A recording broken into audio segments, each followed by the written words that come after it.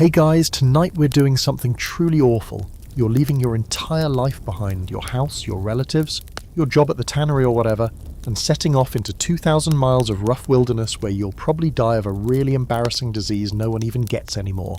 Congratulations, you're officially a pioneer. Welcome to the Oregon Trail. So before you get comfortable, take a moment to like the video and subscribe, but only if you genuinely enjoy what I do here. Also, tell me what city you're in and what time it is as you're falling asleep to this. I'm genuinely curious who's out there drifting off to thoughts of dust, death, and wagon grease. Now, dim the lights, maybe turn on a fan for that soft background hum, and let's ease into tonight's journey together. The year is somewhere between 1840 and 1860. You're standing in Independence, Missouri, or maybe St. Joseph if you got a late start. The air smells like wet leather, sweat, and smoked pork. There's a tension in your chest, kind of like you're about to jump off a roof but with your whole extended family in tow and a wagon that looks like it's held together with nothing but spit and prayers. Around you, hundreds of others are milling about, kids hanging off wagon wheels, oxen snorting in the mud, and some poor guy yelling that someone just stole his shovel. This is what hope looked like back then. Chaos, confusion, and cholera waiting just off screen. You've sold your land, or maybe your shop. Maybe you didn't have much to begin with, just enough to buy a wagon, load it with flour, bacon, coffee, a cast iron skillet, and maybe a homemade quilt or two that smells like your grandmother. Some people are going because the government said land out west is basically free if you're willing to almost die to get it. Others? They're chasing gold rumours, religious freedom, or running from things they don't talk about. Whatever your reason, it's too late to back out. You already told everyone you were going, and someone carved Oregon or bust into your wagon canvas. It's happening. Here's the thing no one told you. You're not going on a pleasant little journey through wildflower fields and singing bluebirds. This isn't a National Geographic special. You're heading into an unpaved, unmapped, unforgiving gauntlet of misery. You'll average 10 to 15 miles a day, if you're lucky. And you're walking, not riding. Yeah, that wagon, it's not a luxury vehicle. It's a mobile coffin with wheels. You only ride in it if you're dying a baby or made of bread flour. Before the journey even starts, there's bureaucracy. You've got to sign up with a wagon train, because going solo is basically a death sentence, and elect a wagon master. This guy's part babysitter, part military leader, and fully exhausted with your nonsense already. He sets the rules, what time you start walking, how decisions get made, and who gets yelled at when your oxen wander off at 3 a.m. Spoiler, it's always you. You stand in the rutted main street watching blacksmiths hammer iron into wheel rims and women loading baskets of preserved apples and cloth-wrapped pies. Kids run underfoot, some screaming with joy, others crying because they just realised their dog isn't coming. You hear arguments about religion, politics, whether to take the Platte River route or risk the Smoky Hill Trail. And someone inevitably starts a heated debate about bacon ratios. It's loud, smelly and messy, but underneath it all is something kind of beautiful. This insane human belief that if you walk far enough you'll find something better. Here's your first real historical fact of the night. The Oregon Trail was roughly 270 miles long, winding from Missouri to the Willamette Valley in Oregon. At its peak in the 1840s and 1850s, tens of thousands of people made the trip each year. But here's the fringe twist. Some folks didn't even want to end up in Oregon. They just wanted away. Away from poverty, persecution, boredom, anywhere was better than where they were. And of course there's debate. There always is. Some historians argue that the Oregon Trail wasn't as deadly as popular culture makes it seem. They point out that a lot of travellers did survive, and that the sense of doom we associate with it today is just modern dramatisation. Others say that's just survivorship bias talking. You don't hear from the ones who didn't make it because, well, they're fertiliser now. So here you are, standing next to your wagon while someone tries to sell you a magic elixir that promises to keep your oxen strong and your bowels regular. You're wondering if you remembered to pack enough salt pork. A little kid nearby is licking a tin cup like it's a popsicle. The guy next to you has a gun strapped to his chest and a look that says he's definitely not cut out for this. And then the horn sounds. The wagon master yells, "Mount up!" But no one mounts anything because, again, you're walking. The wagons creak, oxen groan, and slowly, painfully, as the train begins to move. You're not entirely sure what you're walking toward, but you know this much. Your life back there? It's gone. This is your new one, step by step, boot by worn-out boot. You pass the edge of town, if you can even call it that, and suddenly the land stretches wide in front of you. Prairie grass waves like a sea. The sky feels 10 times bigger than it did an hour ago. You realise there are no more fences, no more street signs, no more anything. Just open space, your family, and 1,000 ways for this to go horribly, hilariously wrong. Welcome to the trail. It takes less than 1 day for the first full-blown packing crisis. You thought you were smart. You made a list. You read those pamphlets from that guy who made the trip in 42 and lived to brag about it. You weighed every sack, measured every barrel, even did the math to see how many pounds your wagon could handle. But now, halfway up a hill outside Independence, your wagon is groaning like a dying mule. The left wheel is tilting slightly, ominously, and your oxen have started giving you side-eye like they know you screwed up. This is the moment it hits you. You packed way too much stuff. Everyone does it. Everyone. You just didn't think you would. You brought that cast-iron Dutch oven your aunt insisted on. 4 extra blankets. That cedar chest with your wedding dress, because what if we settle and I finally get the church ceremony I never had? A spinning wheel. Who even knows how to use a spinning wheel? You don't. But you brought one because it felt like the right kind of pioneer thing to do. Now here on the second day, your fellow travellers are already shedding weight. You pass people heaving crates into the grass, leaving behind broken chairs, sacks of sugar, stacks of books, and entire wardrobes. One guy even dumped a piano. A whole piano. Just sitting there, keys catching in the wind like it's mourning its own abandonment. You get it. A week ago, back in Missouri, it all felt essential. Out here, with your wagon groaning and the sun melting the top layer of your skin, essential has a whole new definition. One historical fact for you. A typical prairie schooner, what most people think of as a covered wagon, could hold about 2,000 pounds of gear. That sounds like a lot until you start loading in flour, 200 pounds, bacon, 150 pounds, beans, coffee, salt, rifles, ammo, spare parts, tools, rope, kettles, bedding, and all your emotional baggage. Suddenly, that 2,000 pound limit looks like a joke. And the oxen, they don't care about your sentimental china. They want less weight and more water. You crouch beside your wagon, looking over your stuff, and realise you're going to have to make some hard calls. You hold up a hand-stitched quilt. It smells like home. It also weighs 3 pounds. The skillet your mother gave you, it's the size of your face. You quietly place it in the ditch-it pile, hoping no one's watching. But they are. Everyone watches everyone out here. There's a weird mix of cooperation and judgment, like some kind of dusty, trail-based HOA.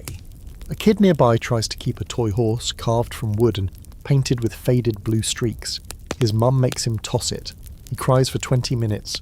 Another family argues over whether to keep a grandfather clock. A literal grandfather clock. They vote, and the dad loses. The clock stays behind. You wonder how many sentimental items are littering the trail behind you. Tiny grave markers for the lives people used to live. There's a fringe fact in all this too. Some travellers, particularly wealthier ones, hired freighting companies to haul extra stuff separately. Like a whole second wagon, just for furniture. The problem? Freight wagons didn't always make it. A lot of people showed up in Oregon with no furniture, no dishes, and no idea how to start over with only what they carried on their backs. You spend the better part of the afternoon rebalancing your load, trying to figure out what goes where so your wagon doesn't topple over every time you hit a rut, which is, by the way, every 12 seconds. You learn that putting all your flour on one side is a rookie move. So is storing your rifle underneath a barrel of pickles. This is trail Tetris, and you're very bad at it. An open scholarly debate kicks up around the campfire that night, though no one calls it that. It's more of a shouting match, honestly. Someone argues that people heading west shouldn't bring anything they didn't build with their own hands. Another claims you have to bring books and family heirlooms or you'll lose your identity. One woman tells a story about a man who brought nothing but tools and ended up living alone in a tree for 8 years. You're not sure if that's a warning or a goal. The day ends with a heap of discarded belongings just outside the wagons. It looks like a roadside yard sale, if the yard belonged to a ghost and the items were cursed. You find a cracked mirror in the pile and catch your reflection, sunburned, wind-chapped, and already 10 years older than you were yesterday. Your boots are caked in mud, your shoulders ache from walking, and you're still in Missouri. Someone tries to sing a song around the fire, something soft and religious, but it fades fast. Everyone's too tired. The sky turns lavender and gold and the prairie breathes around you like a sleeping beast. You lie down in your blanket roll, close your eyes, and wonder how many more things you'll have to give up before this is over. Maybe all of them. The wind rustles the canvas of your wagon. Insects chirp like static. Somewhere out there, coyotes are laughing at you. You can't see Oregon or even imagine it yet. All you can see is the small circle of your people glowing with firelight, each of you one bad decision away from ditching something else tomorrow. By the third morning, you realize something both profound and soul-crushing. You're not going back. The wagons creak to life before the sun is even fully up, and as you rub the crust from your eyes and gnaw on a piece of something that barely passes for bread, the weight of what you've done starts to settle in your bones. This isn't a trip. This isn't a vacation. This is your life now, and the life you had, your house, your friends, the town with the leaky church roof and the general store that smelled like old tobacco and molasses, that's all gone. Torn off like a scab flung back behind you and trampled under ox hooves. You walked away from everything, remember? You hugged your parents goodbye. You told your sister to water your roses and write if she could. You said something half charming, half pathetic to your favourite shopkeeper as you paid for your final sack of beans. Maybe you even turned and took one last look at your street, your world, and tried to burn it into your memory before stepping onto the trail. And now, just a few days in, you already can't picture it clearly. It's like it was someone else's life, someone softer, someone less dirty. You start to miss the little things first. A wooden chair with a straight back and a cup of coffee that didn't taste like boiled socks. Walls, just walls, actual walls, with corners and shadows and privacy. On the trail, privacy is a myth. You wake up surrounded by people. You go to sleep surrounded by people. You do your business in bushes, behind wagons, wherever you can find a semi-secluded spot, and you start to recognise folks by the sound of their bodily functions. Romantic, huh? But the worst part? No real bed. You thought you could handle sleeping on the ground. How bad could it be, right? Turns out very bad. There's no comfort to be found in the thin padding of a blanket on dirt. The earth is not forgiving. Your hip finds every rock. Your spine hates you. And just when you do manage to drift off, a baby starts wailing in the wagon next door, or someone's goat breaks loose and starts yelling at the moon. And still, every day you keep moving forward. The town fades further into the distance with each step. People stop talking about when we get home. Now it's when we get there. Oregon. That vague, almost mythical place. A few claim to know someone who made it here. An uncle. A cousin. A friend of a friend. But their stories always sound like lies. Or dreams. Fertile land. Rivers full of fish. Trees as tall as church steeples. Apples the size of your head. Sure. And a unicorn to plough your fields too. Here's a real historical fact for your dreamy brain. Of the estimated 400,000 people who travelled west on the various overland trails, only a portion made it all the way to Oregon. Others split off toward California, Utah, or dropped out early and settled wherever they broke a wheel and lost the will to go on. For the ones who stayed the course, though, Oregon was the promised land, especially the Willamette Valley. Rich soil, mild weather, and most importantly, a chance to own land legally under the Donation Land Claim Act. That was the real gold. Of course, there's always a twist. Here's your quirky fringe detail. Some people literally walk the entire trail barefoot. Barefoot. Either their shoes wore out or they couldn't afford decent ones to begin with. They just wrapped their feet in cloth or didn't, and kept trudging over sharp rocks, cactus and thorny brush like it was nothing. Your feet hurt just thinking about it, don't they? You glance at your boots. They're holding up barely, but the stitching's already starting to fray. You'll have to figure out a solution before you end up with 10 raw stubs. At night, as the fire crackles and the prairie starts to cool, people gather close. The trail makes strange companions. Former bankers sitting beside blacksmiths, farmers swapping stories with drifters and school teachers. Some are talkative, spinning wild tales about the towns they'll build out west. Others keep to themselves, faces drawn, eyes darting like they're listening for something they haven't heard in a long time. There's a man in your wagon train who used to run a dry goods store. He hasn't said much, but tonight he opens up a little. Talks about the moment he realised he didn't want to die behind a counter. He wanted something else. Space, air, freedom. His wife watches him while he speaks, her hands wrapped around a steaming tin cup, and you see that look, equal parts admiration and terror. She followed him because she loves him. But love doesn't get lighter on the trail. It just gets more complicated. The scholarly debate for the evening is mostly mumbled under firelight. Did people really understand what they were getting into? Some historians think they did. After all, word travelled, letters made it back, newspapers printed horror stories.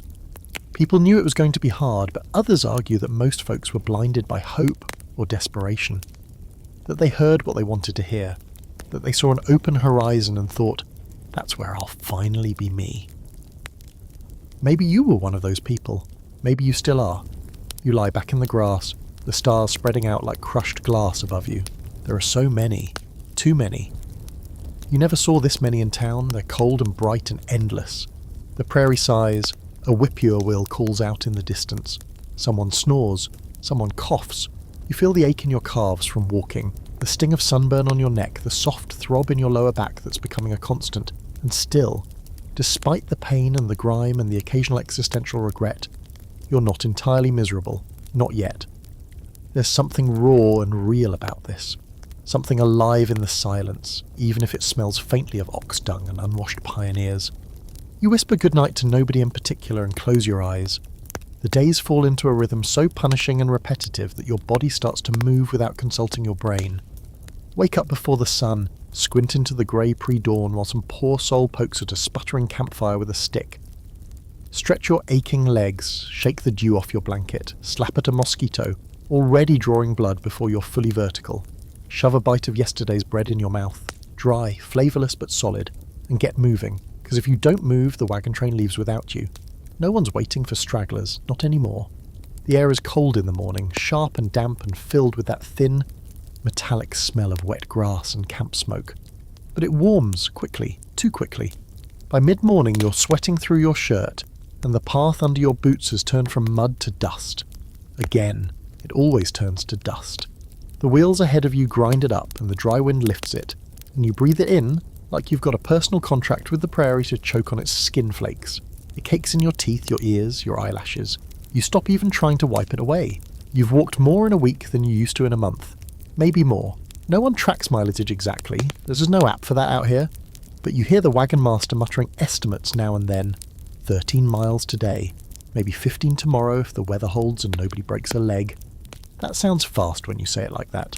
But when you're on foot, in boots that never quite fit right, hauling your body through waist-high grass or across cracked ground that feels like walking on burnt pottery, it's not fast. It's brutal, slow and dragging and constant. The wagon train moves like an accordion, stretching out then bunching up, depending on who's dealing with a busted wheel or whose oxen have decided to sit down and protest their employment. You walk beside your own wagon most of the time, one hand resting on the warm, rough wood of the side panel. The oxen plod ahead, eyes dull, tails flicking.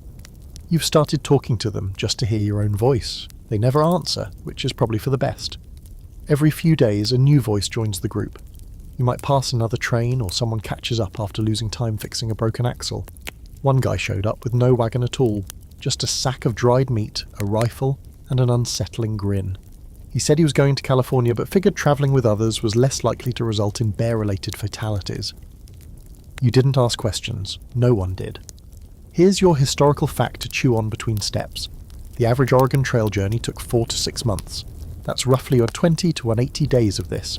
Walking, cooking over open fires, sleeping in dirt, dodging hazards like rivers, snakes, starvation, and your own rapidly declining mental state.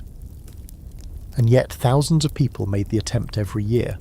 By the mid-1840s, the route was busy enough to leave behind a visible swath of ruts and tracks across the plains. You're literally walking in the grooves carved by generations of broken dreams. There's a fringe theory floating around. Some of the older folks talk about it at night, after the fire dies low and the kids are asleep.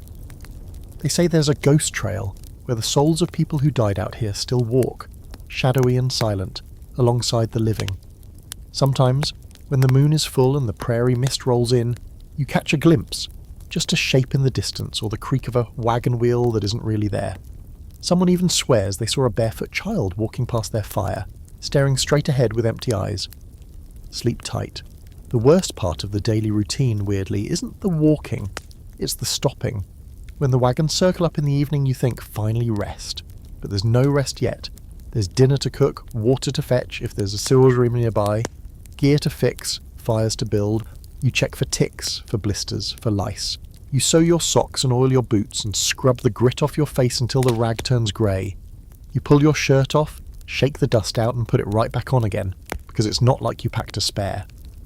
Dinner, if you can call it that, is whatever you didn't burn. You've eaten more beans than you thought humanly possible. And hardtack, those awful little bricks of flour, salt and despair, make another unwelcome appearance. You soak them in coffee to soften them, it doesn't help. You start to crave anything soft, juicy or green. But there's nothing fresh out here.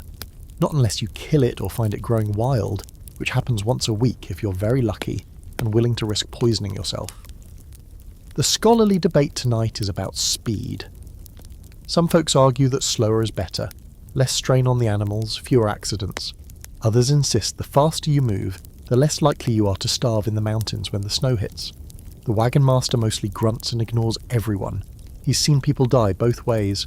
As you roll out your blanket, the prairie sings its weird little lullaby. Crickets, wind, the distant snort of animals. You think about how regimented your life has become. Every hour is spoken for, every motion practiced. It's a kind of prison, but a moving one, like you're chained to a rhythm you never asked for. And still you march. You drift off thinking about your old bed, soft and warm and wrapped in silence. The trail doesn't offer silence. Even sleep is noisy. Snoring, coughing, someone whispering too loud, a baby squealing in its sleep.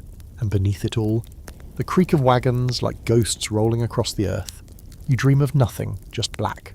Tomorrow you'll do it all again. It doesn't take long to figure out that cooking on the trail isn't some charming open-air picnic situation.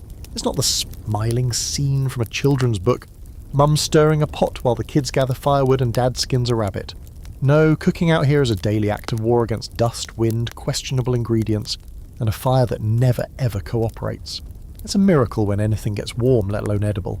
And you're starting to miss things like spoons and soap more than your own family. The first challenge is fire.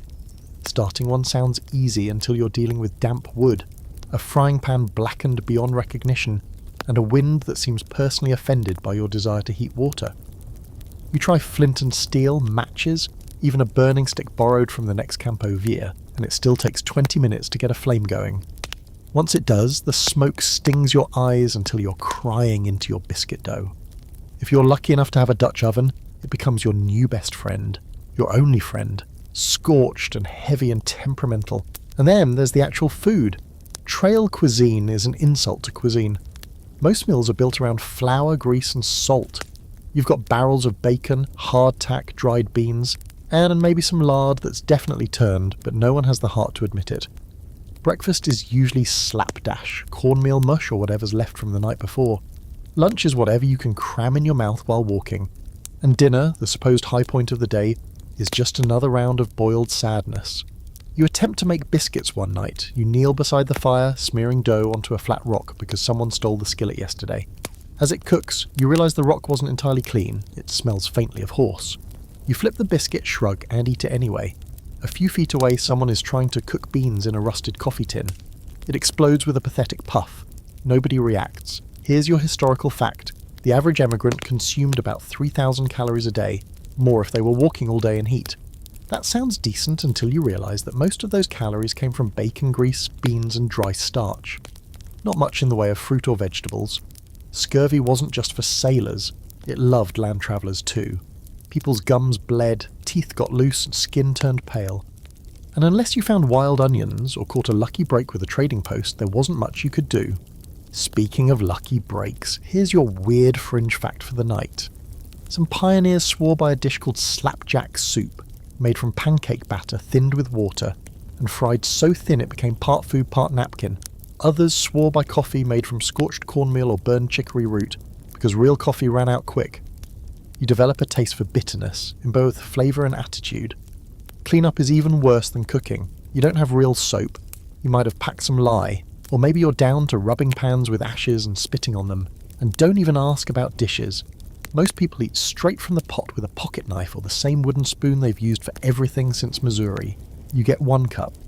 If you lose that cup, you're drinking from your hat. The wind is a constant enemy during mealtime. It picks up dust and flings it with glee into your open pot. You've eaten enough dirt to qualify as part of the prairie ecosystem now. The flavour profile of every dish is earthy. And just when you get the fire going strong, the wind shifts and blows the smoke straight into your eyes. You choke, your eyes water, your biscuit burns. Again. The scholarly debate tonight floats between two extremes. Is it better to undercook food and risk gastrointestinal betrayal, or overcook it into a flavourless charcoal brick? The older travellers swear by long boils. If it ain't bubbling for an hour, it's still trying to kill you, one man grunts, pulling something that might be a squirrel or a small dog out of a pot. The younger ones, tired of chewing leather like beans, risk quick fires and semi-raw bacon. It becomes a game of chance. Everyone loses eventually. Sometimes, though, there's a surprise. One afternoon, a teenage boy returns to camp with a handful of wild onions. Someone else barters for a rabbit from a passing group of hunters. That night's stew is the best thing you've ever tasted. The onions are sharp and bright, the meat tender, and for a few minutes you remember why people fight to survive. Food can do that. Even bad food. Even when it's eaten with dirt under your nails and smoke in your lungs. You start to develop strange cravings. Pickles, apples, pie. Not just the taste but the texture. The crispness of a cold apple, the crumbling edge of a crust, the tang of vinegar. These things haunt your thoughts while you stir yet another pot of greyish mush. You dream of butter. Real butter. The creamy yellow kind that melts on your tongue. You wake up chewing your blanket. Dinner ends with burnt fingers, blackened pans, and an overwhelming sense of resignation. You bury the scraps so animals don't come sniffing, though some do anyway. One night you wake to find a raccoon rooting through your cooking supplies. It makes eye contact, steals your bacon, and leaves you spiritually broken. Still, the evening air cools, the fire pops, people gather, share what they have, and even laugh a little. Hunger creates strange camaraderie. Misery too. You find comfort in shared suffering. Someone sings a soft song while stirring a pot of something completely unidentifiable. You smile, you eat, you gag, you try again, and somehow you go to sleep full. Not satisfied. Never that. But full enough to do it all again tomorrow. By the second week, it becomes clear that you are no longer a person. You are dust in vaguely human shape, held together by sweat, habit, and the threadbare cloth of your shirt. The trail doesn't just coat you, it becomes part of you. You breathe it. You eat it. You wipe it off your forehead and it comes back stronger, like some kind of dirt-based deity demanding worship through daily skin abrasion. It starts early, of course. The moment the wagon wheels begin to turn in the morning, the dust rises in slow-motion swirls kicked up by hooves, boots, and wheels. If you're walking anywhere near the front of the train, it's not too bad, but most of the time you're somewhere in the middle, or worse, the back. That's where the real suffering happens. The dust becomes a fog. You walk through it like a ghost, your mouth covered with a kerchief soaked in sweat and regret, trying not to choke. It gets in your eyelashes, clumps in the corners of your eyes, builds up in the lines of your knuckles until your hands look like ancient tree bark. You've started recognizing people by the shape of their grime patterns. One woman always has a dust moustache. The wagon master? Permanent neck soot. The kids! They're walking mud sculptures, sticky with sweat and play fighting in clouds of trail debris. You gave up trying to stay clean days ago. What's the point? Even the wind has turned against you. It doesn't cool you. It doesn't refresh. It just blows more dust into your shirt, under your collar, down your back. You're beginning to understand what erosion feels like. From the inside, sins. Your clothes, once decent, are now shapeless. Your hat is stained with salt rings from dried sweat. Your boots squeak from grit packed into the soles, and every step feels like you're grinding your feet across broken pottery. The trail is wearing everything down. Your gear, your shoes, your joints, your patience. And yet, you keep walking. Because stopping isn't really an option. If your boots fall apart, you'll tie them with strips of cloth. If your socks give out, you'll go without. Some already are. Historical fact for the day. Pioneers on the Oregon Trail often walked the entire way. Contrary to the romantic image of families riding in wagons, they're off to a church picnic. Most adults walked. The wagons were for supplies, elderly travellers, the sick, and very young children. And the reason was simple. Those wagons had no suspension. Just wooden wheels and iron-rimmed punishment. Riding in them was worse than walking unless you had absolutely no choice. So walk you did. There's an argument ahead in the train. One man insists they should stop for a day. Let the animals rest, let the people breathe. But the wagon master shoots that down without blinking. Rest now, die later, he says. Winter's coming, and the mountains don't care if you're tired. The man grumbles and walks off, wiping dust from his teeth with the back of his hand. You disagree, but you're too tired to fight over logic. Here's your fringe fact for this stretch of the trail. Some travellers carried umbrellas. Not for rain, though that came too, but for sun. Heat stroke was no joke, especially out on the plains where shade was a myth and the sky beat down on you like it had a personal grudge. People used parasols, bonnets with curtains, even fibbed and rigged canvas from their wagons to create small walking awnings. Desperate times, desperate sunburns. The daily debates now revolve around water. Not just where do we find it, which is a constant, but how much do we have left? Springs are unreliable, rivers are risky. That one stream yesterday tasted like a tin cup of mule sweat. You saw someone drink from a puddle and then vomit immediately afterward. Water is liquid gold and you carry it like treasure. Barrels are checked obsessively. Canvas water bags are hung from wagons and watched like sacred relics. If someone knocks one over by accident, they don't apologise. They run. Then comes the wind. The wind out here is less breeze, more threat. It doesn't cool you, it scours. You get used to walking at a slant. Your ears buzz from the sound. It drives dust into your sleeves and under your tongue.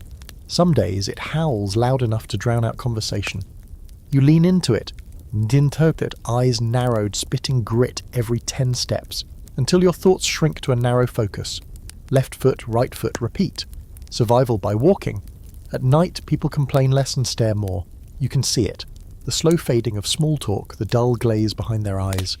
Everyone's adjusting to the reality that this is not an adventure. This is attrition. There's a hollow humour to it now. Someone jokes about bottling the dust and selling it back east as frontier seasoning. Someone else threatens to start charging a toll for the privilege of walking behind their oxen. You chuckle, but it's not fisuer, not funny. It's just noise to fill the silence before sleep.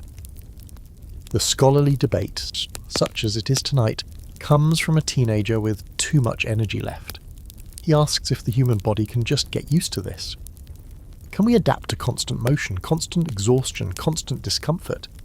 The adults don't answer right away. Then someone mutters, "We already are," and pokes at the fire. No one adds anything else. You lie down on your blanket, boots still on. Taking them off feels risky. You're afraid of what your feet will look like, how bad the smell's gotten. A week ago you cared. Now you wrap yourself in the same scratchy cloth, adjust your hat over your eyes, and let the stars blur above you. You think about clean sheets, you think about bathtubs, you think about air that doesn't taste like sunbaked wagon ruts, and then you stop thinking at all, just one long exhale into sleep and carried off on the same wind that spent all day trying to grind you into the dirt. You'll wake up dusty. You'll walk again. After enough days on the trail, a strange kind of hierarchy emerges, not based on wealth or education or how many cows you brought, but on who can hold it together without snapping like a twig in a wildfire. And at the top of that shaky pyramid stands the wagon master, or, as you're starting to call him in your head, the only man alive who still knows what day it is. He's not a particularly friendly person. He doesn't smile much. He doesn't joke around. He doesn't explain things twice. But he's got this unnerving ability to look at a muddy soap and know if it'll swallow your wagon whole, or listen to the wind and somehow predict whether a storm will hit by nightfall. He carries a long stick he calls a persuader, mostly used to get oxen moving and occasionally to thump the side of a wagon when someone refuses to take his advice. Not violently, just enough to make a point. And it always works. Nobody voted him in technically. The trail just makes people into what it needs. And right now, it needs someone who's too stubborn to die and too angry to tolerate excuses. He's somewhere in his 50s, leathery skin, thick moustache, and a limp that comes and goes depending on how badly someone messed up that day. You're pretty sure he doesn't sleep. He just crouches beside the fire at night, chewing on something unidentifiable, staring into the flames like they owe him money. Historical fact for this one: wagon masters were real. Many of them were hired professionals, former mountain men, traders, even military scouts who knew the trail from experience. Some led dozens of wagon trains over the years, others only survived one. Their job wasn't just to point west and say go. They managed pace, scouted terrain, negotiated crossings, enforced discipline, and occasionally broke up fights. It was part logistics, part leadership, and part babysitting a roving band of underfed, half-panicked civilians.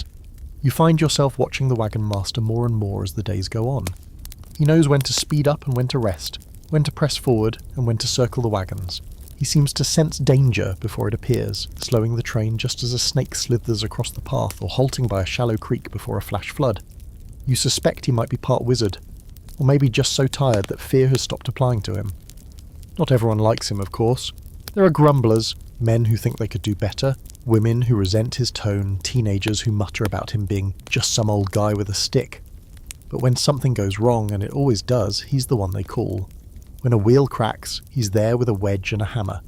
When someone's oxen collapse, he helps rig a harness with ropes and sheer fury. And when tempers flare, because they do every single day, he steps in like a referee at a prize fight. No one wants to get on his bad side, not because he's violent, but because his disappointment hurts worse than a fist. The Wagon Master's real gift, though, is managing morale. Not through speeches or encouragement, he's not that kind of guy, but by showing that this can be done. Every step he takes says, "You're still alive, so walk." When someone breaks down sobbing on the side of the trail, which happens more often than anyone admits, he doesn't comfort them. He just hands them a water skin and waits until they get up. And they always get up. There's a fringe story the kids whisper during breaks. Supposedly, the Wagon Master once fought off a band of raiders single-handed, armed only with a frying pan and a handful of hot beans. He denies it with a grunt, but you notice he doesn't correct the part about the beans. Another tale says he once buried a broken wagon under a rock slide to stop others from trying a deadly shortcut. You don't know if any of it's true, but honestly, you wouldn't be surprised. The scholarly debate tonight, half serious, half sleep-deprived rambling, is whether the Wagon Master is immortal. One of the younger women claims he's the same Wagon Master her grandfather followed back in 43. A boy insists he doesn't blink. Someone else says he saw the Wagon Master speaking fluent crow to a hawk. You sit there, chewing a half-burned biscuit, and wonder if maybe all of it's just a way of making the unbearable feel slightly more interesting. And then he surprises you. One evening, after a day of particularly miserable walking through sticky, wheel-sucking mud, he sits down next to the fire and starts humming. Not a song exactly, just a low, rhythmic hum that somehow sounds like home, or the echo of one. Everyone gets quiet. Even the oxen seem to pause. The fire crackles, the wind shifts. You look up, and for a moment, just one strange, perfect moment, it doesn't feel like you're lost in the middle of nowhere. It feels like you're exactly where you're supposed to be. But then he stands up, grumbles something about bad weather coming, and wanders off into the dark with his stick in hand. The spell breaks, people return to their chores. You feel the cold creeping in again. Still that hum stays with you.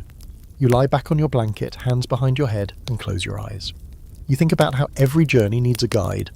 Not someone perfect, just someone who's been broken enough to know how to survive. Someone who keeps walking even when no one else wants to. Someone like the Wagon Master. You wouldn't want his job, but you're grateful he's out here doing it. You expected danger on the trail, but not like this. You pictured dramatic standoffs with bandits, dramatic duels at sunset, maybe an occasional angry bear that could be scared off with a torch and a well-timed scream. But instead, the enemy shows up wearing a much less exciting costume. It creeps up quietly, sometimes overnight, and by the time you notice, it's too late. The real killer out here is water. Or rather, what happens when there's too much of it inside you, or not enough. It starts with one of the children. She's about 5, usually loud, always dirty, and always trying to ride the family's goat like it's a pony. But today she's quiet. Too quiet. Her mother's worried. The girl won't eat, won't drink, and then the vomiting starts. Next comes the diarrhea. Violent, relentless, and horrifying in how quickly it drains the colour out of her. You've never seen anyone fade that fast. 1 minute she's leaning in against her mother, the next she's lying on a blanket looking like a shadow of herself, and everyone knows what it is. Dysentery. There's no ceremony to it, no cinematic swelling of music, just the sound of liquid hitting dirt and a mother's soft prayers. Someone fetches the Wagon Master, but he just shakes his head. Boil everything, keep the sick away from the well, he mutters, eyes grim. That's it. That's the whole plan. No doctors out here, no medicine, well, none that actually works. Someone offers a bottle of miracle tonic they got from a trader a few weeks back. It smells like turpentine and lies. The child's father makes her drink it anyway.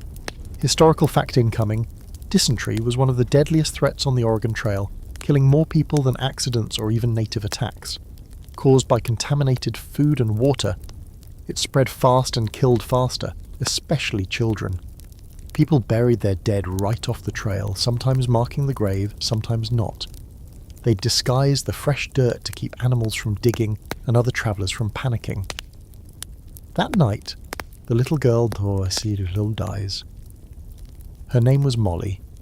Her father wraps her in the quilt she slept with, the one her grandmother made, and digs a hole just a few feet from where the wagons rest.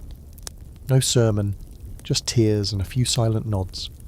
The earth is hard and cold, the grave is shallow. You help anyway, because what else can you do? Then someone else gets sick. The next day a boy, 12, maybe 13, starts vomiting behind his wagon. He tries to act tough about it, but you can see the fear in his eyes. Then it spreads further. One of the oxen goes down, and not from dysentery, thankfully, but from exhaustion and a twisted leg. It lies there, groaning softly, until the wagon master puts it out of its misery with one clean shot. The sound echoes across the plains.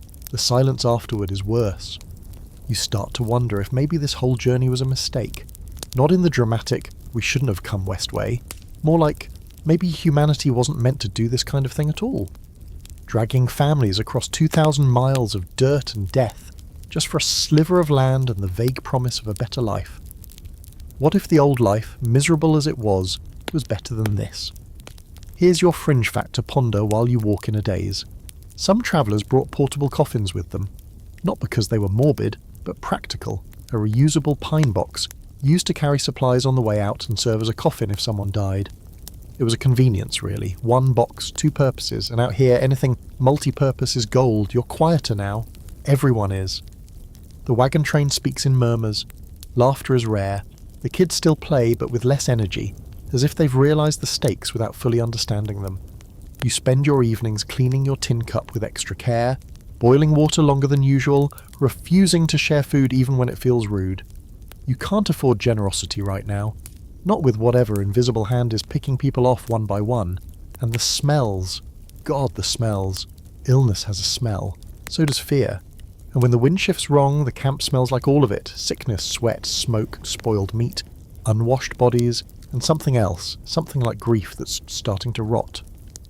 There's a loose debate over whether to press on faster or slow down and recover. The wagon master votes for speed. If we stall here, we'll bury more before we move, he says. His voice is flat, matter of the fact. You hate that he's probably right, but you hate what moving means even more. Molly's grave will be behind you, and the boy, if he doesn't improve, will be next to hers. That night, as the stars creep out of a bruised sky, you sit beside the fire and find yourself wondering what your own grave would look like. Would it be marked? Would anyone remember the name? Would some future traveller walk over it, never knowing they were stepping on what used to be a whole life? Probably. There's no time to mourn properly. The trail doesn't allow it. Death comes, the hole is dug, the body is lowered, and then the wagons move on. So it feels cruel, but there's no other way. You look back once as you walk past the two small mounds, each one disguised with brush and rock to keep scavengers away. And then you look forward again, because forward is the only direction left. The wind bites at your neck. Your lips crack from sun and thirst, and somewhere behind you the earth slowly takes back what it's been given. You keep walking. You knew something would eventually break. What you didn't know was how many things would break and how quickly it would turn into a full-blown mechanical horror show. The wagon may look sturdy, big wooden wheels, iron-rimmed, thick beams across the undercarriage, but once you're a few hundred miles in, every creak becomes a warning. Every jolt on a rock or dip in the trail sends a ripple of dread down your spine. Wagons don't bend, they snap. It starts with a cracked wheel. Not yours, thankfully, but the one in front of you. There's a crunching sound, then a jolt, and suddenly the whole back end of the wagon dips like it's been sucker-punched by the prairie itself. A child tumbles out and lands in the dirt, startled but unharmed. The rest of the wagon's contents, including several pots, a crate of onions, and someone's entire collection of badly wrapped underthings, go flying. There's shouting. A dog barks. Someone trips over a frying pan. The train stops, as it always does when something falls apart. Everyone gathers to see the damage. It's bad. The wheels split down one of its spokes, and a jagged crack runs halfway through the hub. The owner, a soft-spoken man with permanently squinting eyes, is already digging through his spare parts. He has a replacement wheel, thank God, but no grease and no one with enough experience to help him mount it, except, of course, the wagon master. You'd think he'd complain, but he doesn't. He just spits into the dirt, kneels beside the busted wheel, and starts pulling it apart like he's dismantling a clock. You watch him for a while, trying to memorize the steps in case it's your wagon next time, because it will be, eventually. Here's the historical fact of the day. The most common mechanical failures on the Oregon Trail were broken axles, busted wheels, and omitted tongues. The long wooden beam that connects the wagon to the oxen. And sure, travellers were advised to carry spares, but wood warps in heat, iron rusts and bolts vanish like they have legs. A broken wagon could mean a day's delay, or the end of the journey if you didn't have the tools to fix it. After 2 sweaty hours and a string of expletives that probably startled the prairie dogs, the new wheel is on. It wobbles slightly, it groans in protest. But it holds. Everyone exhales, like they were all collectively bracing for disaster. You get moving again, but the tension sticks around. Now every sound your wagon makes seems louder. That small thunk when you hit a bump? Definitely suspicious. That occasional squeak from the back left corner? Ominous. You start imagining your wagon falling apart like a loaf of stale bread. One crumb at a time. Then one morning, your luck runs out. Your axle snaps just after sunrise. It happens fast. One moment you're walking beside your oxen, humming to yourself, thinking about coffee you don't have. The next, there's a loud crack, a lurch, and then your wagon tips violently to one side. Half your belongings tumble out, including your last decent blanket and your tin cup, which rolls downhill like it's abandoning you. The oxen panic and try to bolt. You shout, trip, and land flat on your back in a cloud of dry, powdery trail dust. The damage is obvious. The axle didn't just crack, it splintered, shards of wood poking out like the bones of something long dead. You sit in the dirt for a minute, stunned. Everyone around you is already moving into action, not because they're particularly helpful, but because they've seen this exact disaster before. A broken axle isn't surprising anymore, it's just expected. You dig through your wagon for the spare, you know it's in there. You packed it yourself, it's heavy, awkward, and smells like pine pitch. Getting it mounted is harder than you expected. You and 2 others jack the wagon up with rocks and brute force while a 4th person tries to align the new axle. It's not perfect. The replacement was made in a hurry, and it doesn't quite fit, but it'll do. It has to. And here's your fringe fact. Some pioneers resorted to field-mending broken wheels with rawhide, tree sap, or even rope soaked in water that would tighten as it dried. Improvised solutions were normal. People carved replacement spokes by hand. They nailed metal soup tins over cracks. They burned broken wood for warmth the same night they swore at it for failing. The line between tool and trash was razor thin. You spend the rest of that day paranoid, slowing your pace, listening for any sound that might mean another failure. Your shoulders are tight from crouching and lifting, and you've somehow managed to wedge a splinter the size of a knife handle under your thumbnail. Everything you own smells like burnt grease and worry, but the wagon moves. That's the only goal now. Movement equals hope. Stationary equals doom. The scholarly debate tonight comes in the form of a question. Why didn't someone just invent a better wagon? It's a fair point. Surely someone, somewhere, could have come up with an Oregon Trail Edition 2.0, something that didn't explode every 3rd Tuesday. But the truth is that wagons were limited by their time, handmade, heavy and stuck using materials that had to survive hundreds of miles without benefit of a hardware store. Some people tried to improve the design, sure, but innovation tends to take a back seat when you're already halfway across Nebraska. At camp that night, you sit by the fire, exhausted and sore, and realise you've bonded with your wagon in a weird codependent way. You hate it, deeply, but it's also the only thing between you and total collapse. Your wagon is your pantry, your closet, your roof, your last link to home. You fall asleep with one hand resting on the wood like you're afraid it'll sneak away during the night. The stars are particularly bright, the wind is gentle, and the trail is long.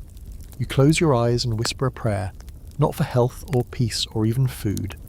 Just that your wheels hold together one more day. Then comes the river. You knew it was coming, of course. People talk about the crossings like they're legendary.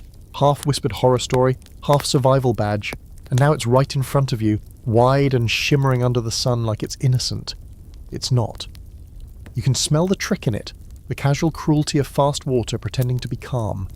The current ripples smoothly across the surface, but below that, it's all chaos, cold hands ready to grab wheels, hooves, people, anything that slips even a little. The river looks different from what you imagined. It's not some trickling creek you can skip a rock across. It's wide, deep in the middle and brown with mud. A few trees bend along the edge, roots half exposed from previous floods, and the far side of the bank looks so far away it might as well be a second continent. You can't even tell how deep it is by looking. One of the scouts wades in with a stick to check, and by the time it's up to his armpits, he's only halfway across. Everyone watches him like he's walking into the mouth of a beast. You've got two options: cork the wagon and float it across, or ford the river by walking through with everything still loaded. Both options sound terrible. Both are terrible. Corking involves smearing hot tar and grease around the bottom of your wagon, sealing it like a boat, then praying it doesn't tip over or fill with water halfway through. Fording means dragging thousands of pounds through an unstable current that could knock a cow off its feet. Historical fact: river crossings were one of the deadliest parts of the Oregon Trail. Hundreds of people drowned each year. Men, women, children, animals, even wagons, especially wagons. Some rivers were calm, sure, but most had unpredictable depths, sudden drop-offs, hidden rocks, and seasonal floods. You could plan for days, time it perfectly, and still end up floating downstream with your flour barrel bobbing beside you. A few members of the train vote to wait, maybe build a makeshift ferry or see if another group comes by with more experience. But the wagon master squints at the sky and shakes his head. "Rain's coming," he mutters, which you've learned means, "We're out of time." The river might be bad today, but tomorrow it'll be worse, higher, faster, deadlier. So you get to work. You unload everything heavy, food, barrels, tools, and carry them across, first using the narrowest point of the river, hopping from stone to slick log like the world's most dangerous obstacle course. The water is freezing even in summer, and by the time you get to the other side your legs are shaking and numb. Then it's time for the wagons. Your wagon, which has already betrayed you once with a busted axle, now becomes your emotional support disaster. You smear the tar where it's needed, tighten the boards, plug any visible holes with rags and desperate optimism. The oxen are nervous, snorting and shifting. You don't blame them. Even the dumbest animals seem to understand the stakes here. Then comes the worst part, the float. You push the wagon into the river with the help of 3 others, and for a glorious, heart-stopping moment, it stays level. Then it begins to drift slightly sideways, tugged by the current, and one of the rear wheels dips. You yell, everyone yells. You lean into it, trying to keep it upright, water splashing around your knees, then hips, then chest. Something brushes past your leg, maybe a fish, maybe a log, maybe a remnant of someone else's wagon. You don't check. Miraculously, the wagon makes it. It bumps against the far bank and lists heavily, but doesn't capsize. You drag it out with the help of a dozen swearing pioneers and collapse in the grass, soaked to the bone, every inch of you buzzing from adrenaline and terror. Behind you, someone loses a crate of beans mid-crossing. It bobs once, then vanishes. Another family loses a sack of flour and a small wooden chest.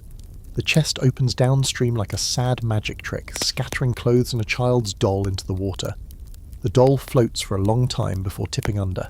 Fringe fact: there were a few real ferries along the trail, often built and run by enterprising traders or retired mountain men.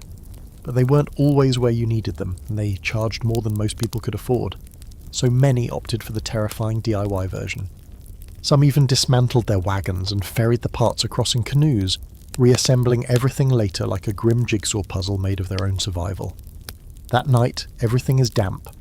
You try to start a fire, but your matches are wet and your kindling is worse. Eventually someone gets one going with flint, and the smell of smoke finally overwhelms the river stink clinging to your skin. Everyone's quieter than usual, not exhausted, hollow, like the river pulled more than just your belongings away. The scholarly debate tonight, for once, is deeply practical. Should river crossings be avoided at all costs, even if it means longer, harder routes, or is the risk worth it to avoid mountain terrain later? There's no right answer, just preferences in how you'd like to suffer. Drowning or falling, water or stone. You eat your dinner in sun, your shirt still clinging to your back. You keep thinking about the doll. You didn't know the family who lost it. They weren't even in your original group. Just another set of strangers joined by proximity and desperation. But the image won't leave your head. That blank wooden face bobbing in the current, staring up at the sky like it knew something you didn't. You lie down in the grass instead of your blanket, everything's too wet for comfort anyway, and listen to the river in the distance. You swear it's laughing.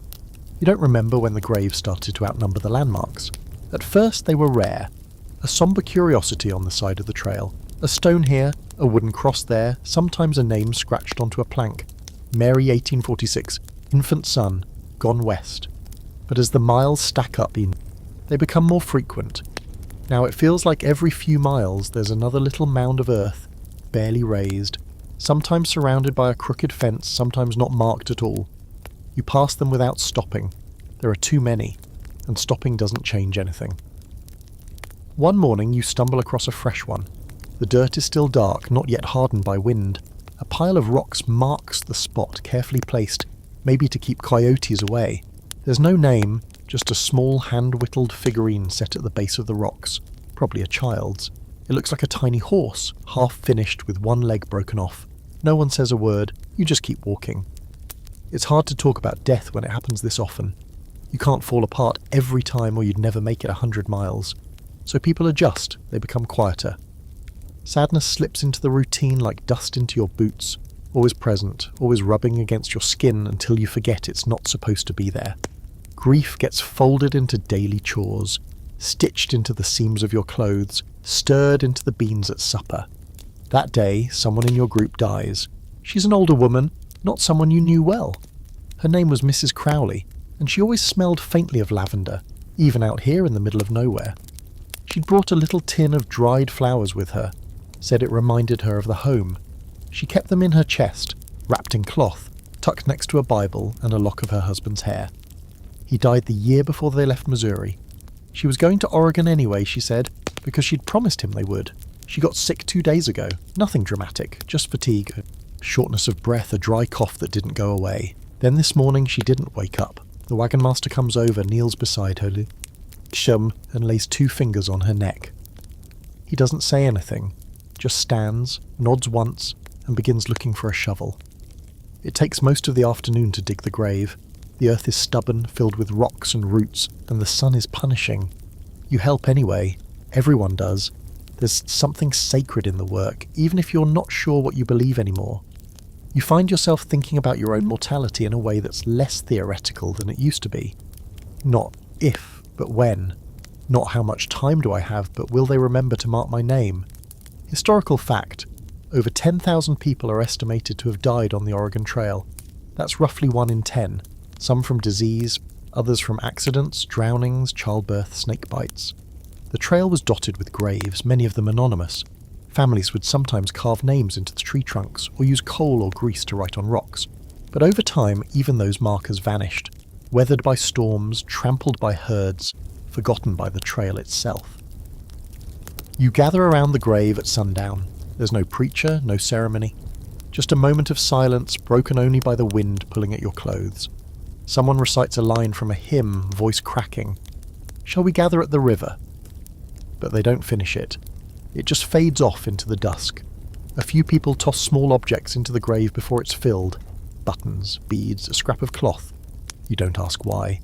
Grief is personal now, handmade and improvised like everything else out here. Then the earth is piled back in. The rocks are placed, and the train starts to move again. Here's your fringe detail. Some travellers, knowing the risks, carried pre-written epitaphs with them.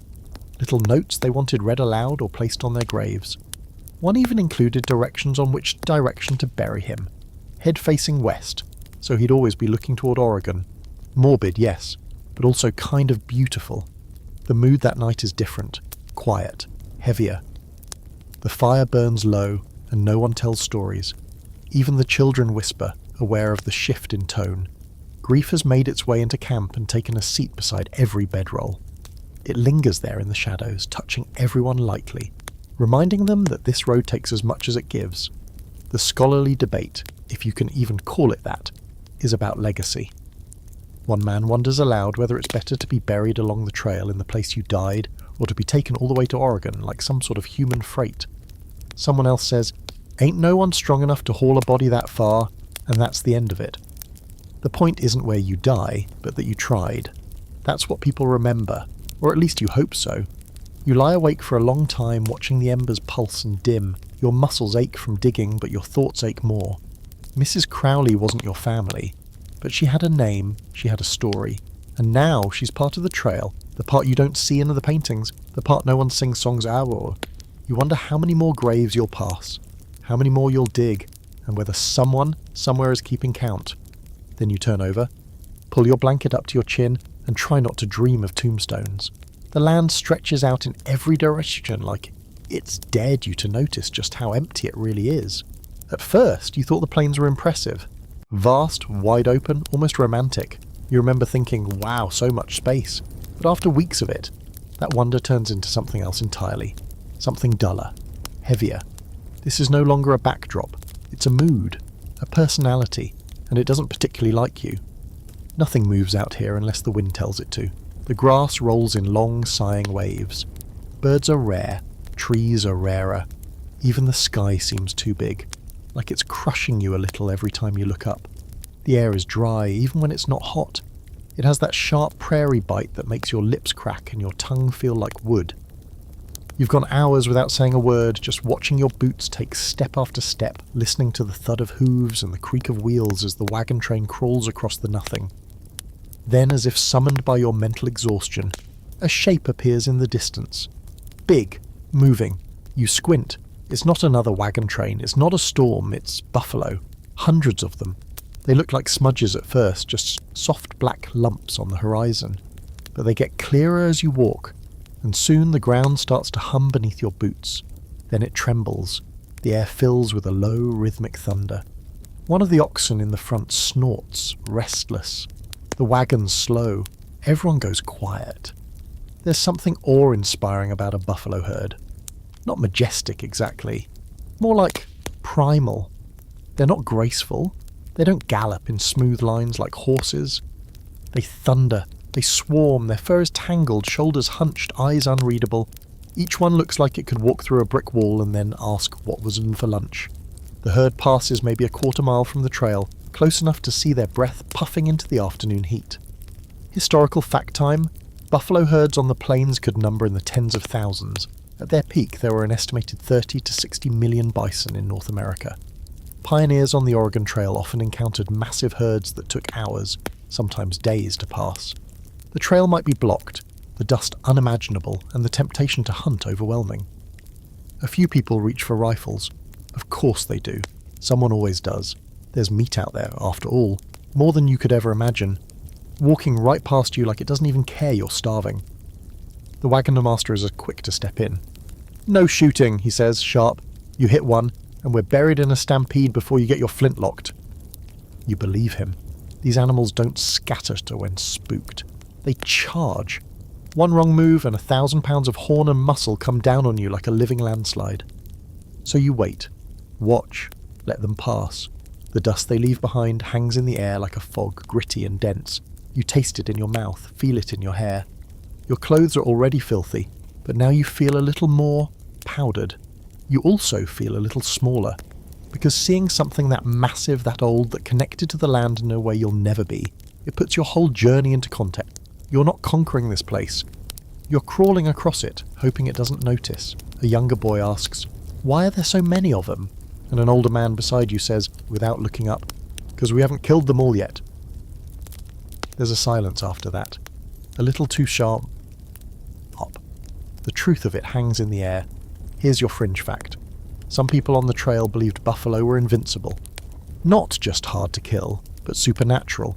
There were tales passed around the fire about buffalo that vanished into smoke, or whose hearts kept beating after death, or whose bones cursed anyone who stepped on them. Most folks didn't really believe it, but after seeing a herd up close, you kind of understand why those stories exist. The scholarly debate that night is fueled by exhaustion and beef jerky. One man insists that buffalo are proof of how generous the land is. Another counters that they're just proof of what you'll never understand, that the plains aren't empty, they're full of things you can't tame, things you can't even really see until they're right on top of you. No one wins the argument. The fire dies out before they finish, and everyone wanders off to bed. You fall asleep thinking about hooves pounding the earth, about eyes that never blink, about strength that isn't loud, just constant. The way the buffalo moved, it wasn't afraid of you. It didn't even notice you. And that might be worse. The next morning you find hoof prints along the trail. Hundreds of them, like the herd decided to graze right where you slept. You check your supplies. Everything's fine, but you notice your kettle has been knocked over, and a dried up piece of cornbread lies crumbled nearby, half trampled. It's like a weird little gift, or a warning. You don't say anything, you just pack up and keep walking. Eventually the food runs low enough that even the picky eaters stop being picky. Your dreams start to centre around the same three things: a warm bath, a soft bed, and a slice of actual pie. Not the kind made from dried fruit and crushed disappointment, real pie, with crust, flaky golden crust. But when you wake up, you're still on the trail and breakfast is something. You don't even ask what anymore. You knew supplies wouldn't last forever. Everyone did. You started with barrels of flour, sacks of beans, sides of bacon layered with salt so thick they looked fossilized. You had a tin of coffee and even a few precious jars of preserved peaches. But now you're scraping the corners of bags, shaking the flour sack like it might magically produce more, and trying to remember if bark is technically edible. Today lunch is a biscuit made with stale flour, lard that smells like wet socks, and water that probably had a cricket in it at some point. You eat it anyway. There's nothing else. Hunger has a way of rebranding things. You no longer think in terms of good and bad, just safe to eat and hasn't tried to kill me yet. The animals are suffering too. The oxen walk slower each day, ribs showing through dusty hides.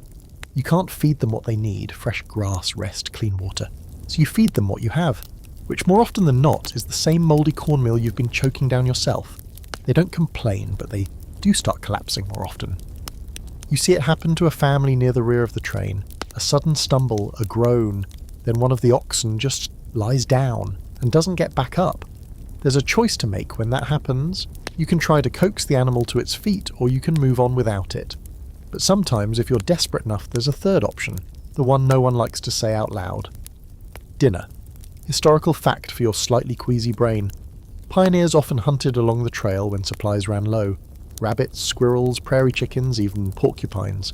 But if game was scarce and the livestock started dying, some families did eat their oxen, mules, even their dogs. Hunger rewrites morality. Out here, meat is meat. That's how you end up watching a man you vaguely know carve into the haunch of what was, until a few hours ago, his favourite ox. The animal had a name: Daisy. His kids are crying while he saws at the leg with a bowie knife, muttering that this is what Daisy would have wanted.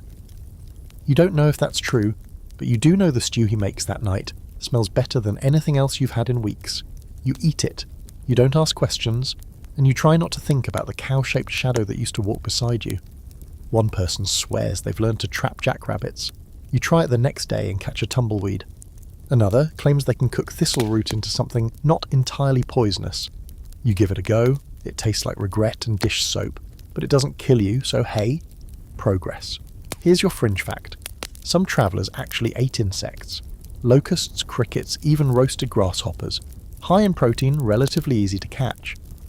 You can't believe it when someone in your group hands you a little stick with 3 roasted crickets on it like it's some kind of cursed kebab. You close your eyes and crunch one. It's salty. It's also crawling back up your throat emotionally. But physically you keep it down. The hunger does strange things to people. You see it in the way folks eye each other's wagons, wondering who has a secret stash they haven't shared. Conversations become coded, full of pauses and narrowed glances. "How's your flour holding up?" becomes a loaded question. You stop talking about meals in detail. You don't want to be asked to share something you don't have. The scholarly debate tonight, sparked by a half-eaten piece of stale bread and one too many sips of homemade whiskey, is whether eating something disgusting is braver than starving. One man says he'll never eat another squirrel as long as he lives. Another says he'd eat a boot if it came with gravy. You're not sure where you stand. You just keep chewing. You lie down with your stomach grumbling. It's not pain exactly, just an ache, a hollowness that moves around like a mouse in the walls of an old house. You press your hand against your side, feel the sharp curve of your ribs, and try to remember the last time you felt full. Maybe it was back in Missouri. Maybe it was never, and yet somehow you still dream about pie. Tomorrow you'll eat whatever's warm and not moving. You've stopped calling it food. It's just fuel now. Shovel it in, keep walking. That's the real recipe for survival. You're learning, slowly and unpleasantly, that not everyone out here is a friendly neighbour with a broken wagon and a heart of gold. The trail brings out strange people, some desperate, some cunning, and some who just enjoy the lawlessness a little too much.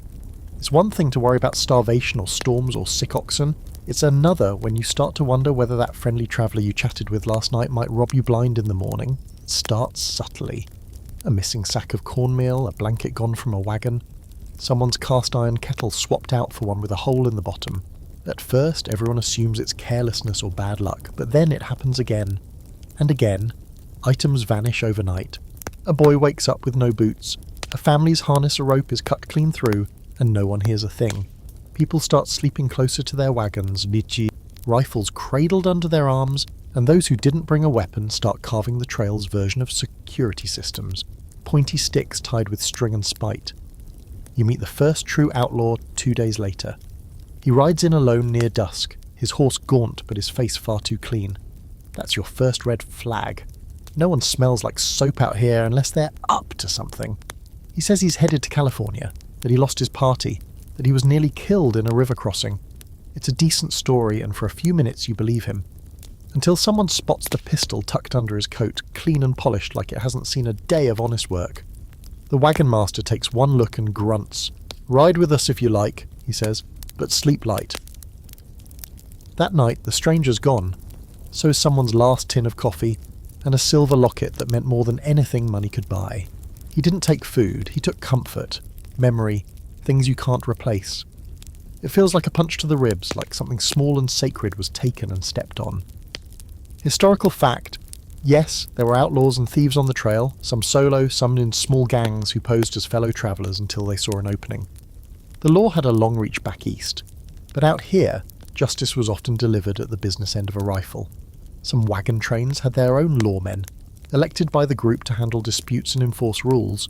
Others relied entirely on trust, which, as you're learning, can dry up faster than the water barrels in July. The next day, a wagon goes missing.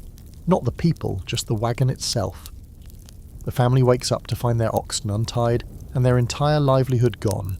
It's too big to have been dragged far, and you all fan out in the early light, tracking its trail over the tall grass like amateur scouts. A mile later, you find it tipped on its side in a ditch, half emptied and burned, flour scattered, pots dented. Someone clearly took what they wanted and torched the rest. A waste, a warning, and a message all at once. There's no sign of the thief. That night, everyone sharpens their knives a little slower, eyes darting at shadows beyond the firelight.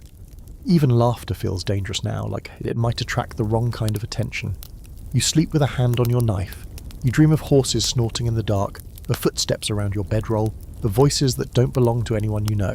Then, just as the tension begins to stretch too tight, you meet another kind of stranger. The good kind, for once. A group of Pawnee riders approaches near midday. Not charging, not threatening, just watching from a distance, calm as the wind. You freeze. Everyone does. Your mind races with everything you've ever been told: attacks, ambushes, scalps, death. But these men don't reach for weapons. They wave. You wave back. There's no shared language, not really, but enough hand gestures and broken words to manage a conversation. They trade dried meat for tobacco and a spare hat. One of them fixes a broken wheel, spoke like he's done it 100 times, probably because he has. They stay an hour, then ride off, leaving only hoof prints and the faint smell of smoke. It feels good, that moment. Normal. Human. The trail hasn't been kind to your faith in people lately, and this soft encounter settles something in your chest. Not everyone out here is out to hurt you. Some are just trying to survive the same wild unknown. Here's your fringe detail. There were travellers who deliberately joined native communities. Runaways, deserters, even some women fleeing abusive families. They disappeared into tribal life, learned new languages, took new names. A few later returned and tried to explain what they'd seen. Others never came back. The trail didn't just go west. It sometimes disappeared sideways. The scholarly debate that night is whether strangers on the trail are a blessing or a curse. Some argue safety in numbers, that trust is essential out here.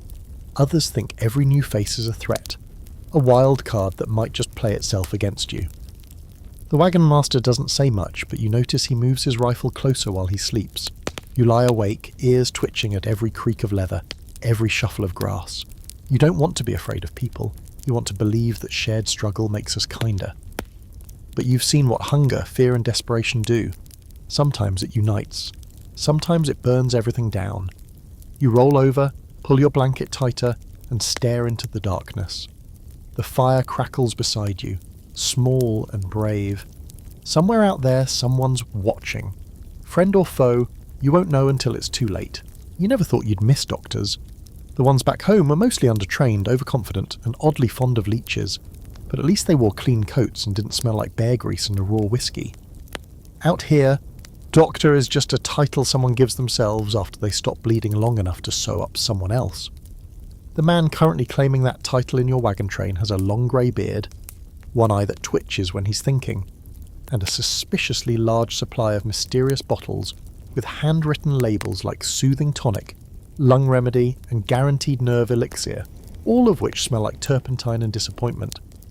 He arrived a few days ago travelling solo with a mule named Professor, which is either the man's sense of humour or a tragic misunderstanding of academic titles. No one's sure where he came from. He just sort of appeared one morning offering help to a woman with a twisted ankle and slipping a few drops of something yellowish onto her tongue. She didn't die, which in frontier terms means he's officially hired. He claims to be a surgeon, once served in the army, once amputated a man's leg using only a saw and gritted determination. But when asked where he trained, he just says, all over. Which is not comforting. Still, when someone gets hurt or sick, he's the one they call. Today it's you, and it started last night, just a sore throat, a bit of dizziness, nothing alarming. But by morning, your head feels stuffed with sand, your skin's gone clammy, and your stomach has begun making noises like it's trying to stage an escape. You try to walk it off, tough it out, but within an hour you're hunched over a rock, dry heaving into the prairie like it insulted your mother. The doctor arrives with his saddlebag of wonders. He squats beside you and squints. He says. That's it.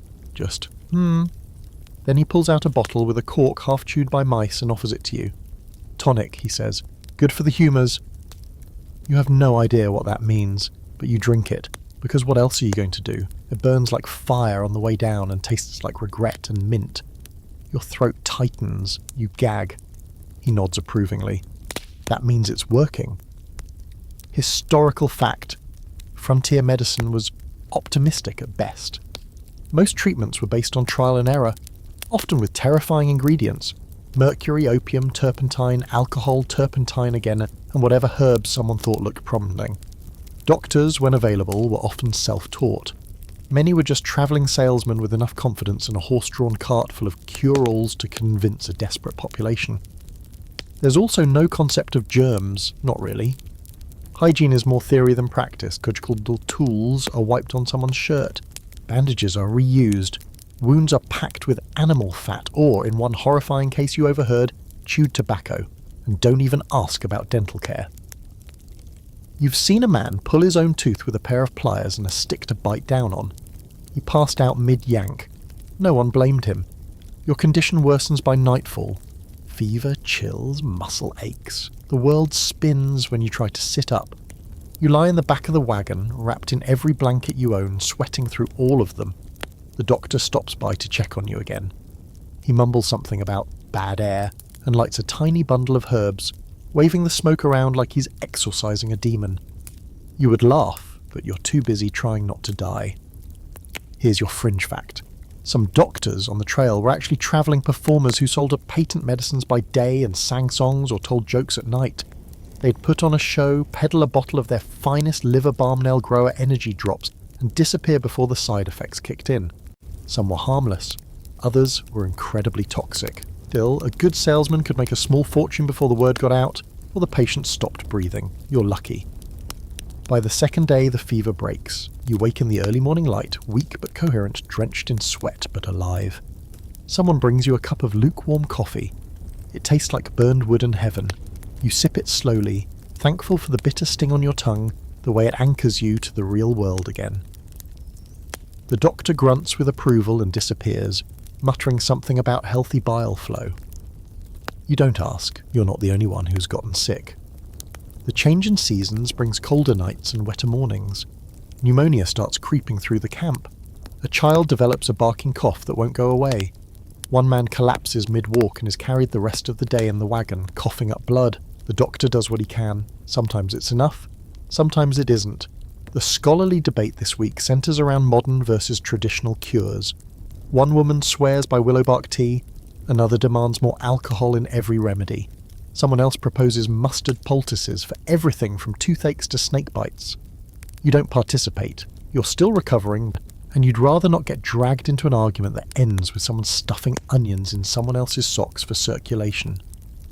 You lie in the wagon again that night, this time by choice, your body aching in new places, but your mind finally clear. You think about the doctor, the bottle-shaking mystery man with a mule named Professor, and you realise something. He might be a fraud, he might be half crazy, but for now, he's all you've got. And out here, survival is less about perfect solutions and more about any solution. You close your eyes and listen to the wind whistle past the canvas above you. Somewhere nearby, the doctor is humming a strange little tune, off-key and eerie.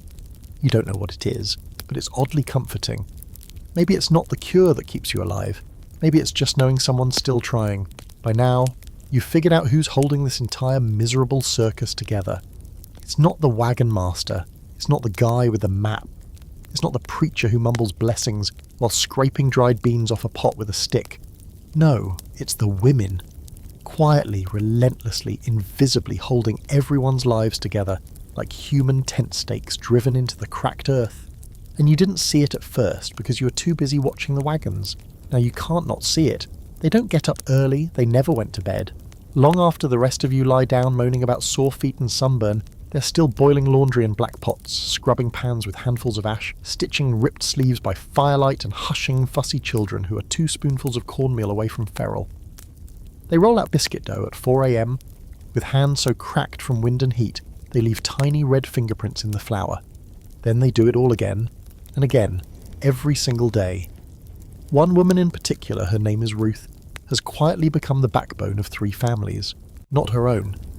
She's travelling with her teenage son and her sister's orphan twins, who are always sticky, always climbing things and always about 3 seconds from injury. Ruth does everything. She patches trousers, she butchers rabbits, she whispers comfort to people who are not hers. If someone collapses, she's the first one there with a damp cloth and that soft, steady voice that makes even grown men cry a little. Historical fact: women on the Oregon Trail didn't just cook and clean, they drove wagons. They helped deliver babies. They loaded rifles and fired them when needed. They negotiated with traders, handled money, administered medicine, buried their own children, and then got up the next morning to boil water, like their heart hadn't just been torn in half. No one celebrates them. No one writes songs. Their hands do more work than anyone else's, but their names rarely end up in journals unless they die. And even then it's a line or two. Mary passed in the night. We buried her with her apron still on. You pass one such grave today. The writing on the board is faded, but you can make out a name, Eleanor. Someone left a spool of thread beside the stones, sun-bleached and unravelling. You don't know who she was, but something about that thread gets under your skin. A woman who mended everything, probably right up until the moment she couldn't mend herself. Fringe fact for this chapter: some women gave birth on the trail, then got up and walked the next day. That's not poetic exaggeration. It actually happened. The wagon didn't stop unless it had to, and childbirth apparently didn't count as a full emergency.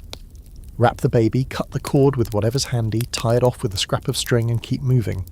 One woman gave birth during a river crossing, let that sink in water, with current, surrounded by livestock and shouting men and floating barrels of pickles. She lived. The baby lived. Humanity is either very resilient or very dumb, possibly both. Around the campfire, the women rarely sit. If they do, their hands are still moving, knitting, shelling beans, darning socks. They don't get breaks. They don't get days off. Even when they're sick, they keep working. You once watched a woman who could barely stand still manage to clean a child's vomit-soaked shirt and then apologise to you for the smell.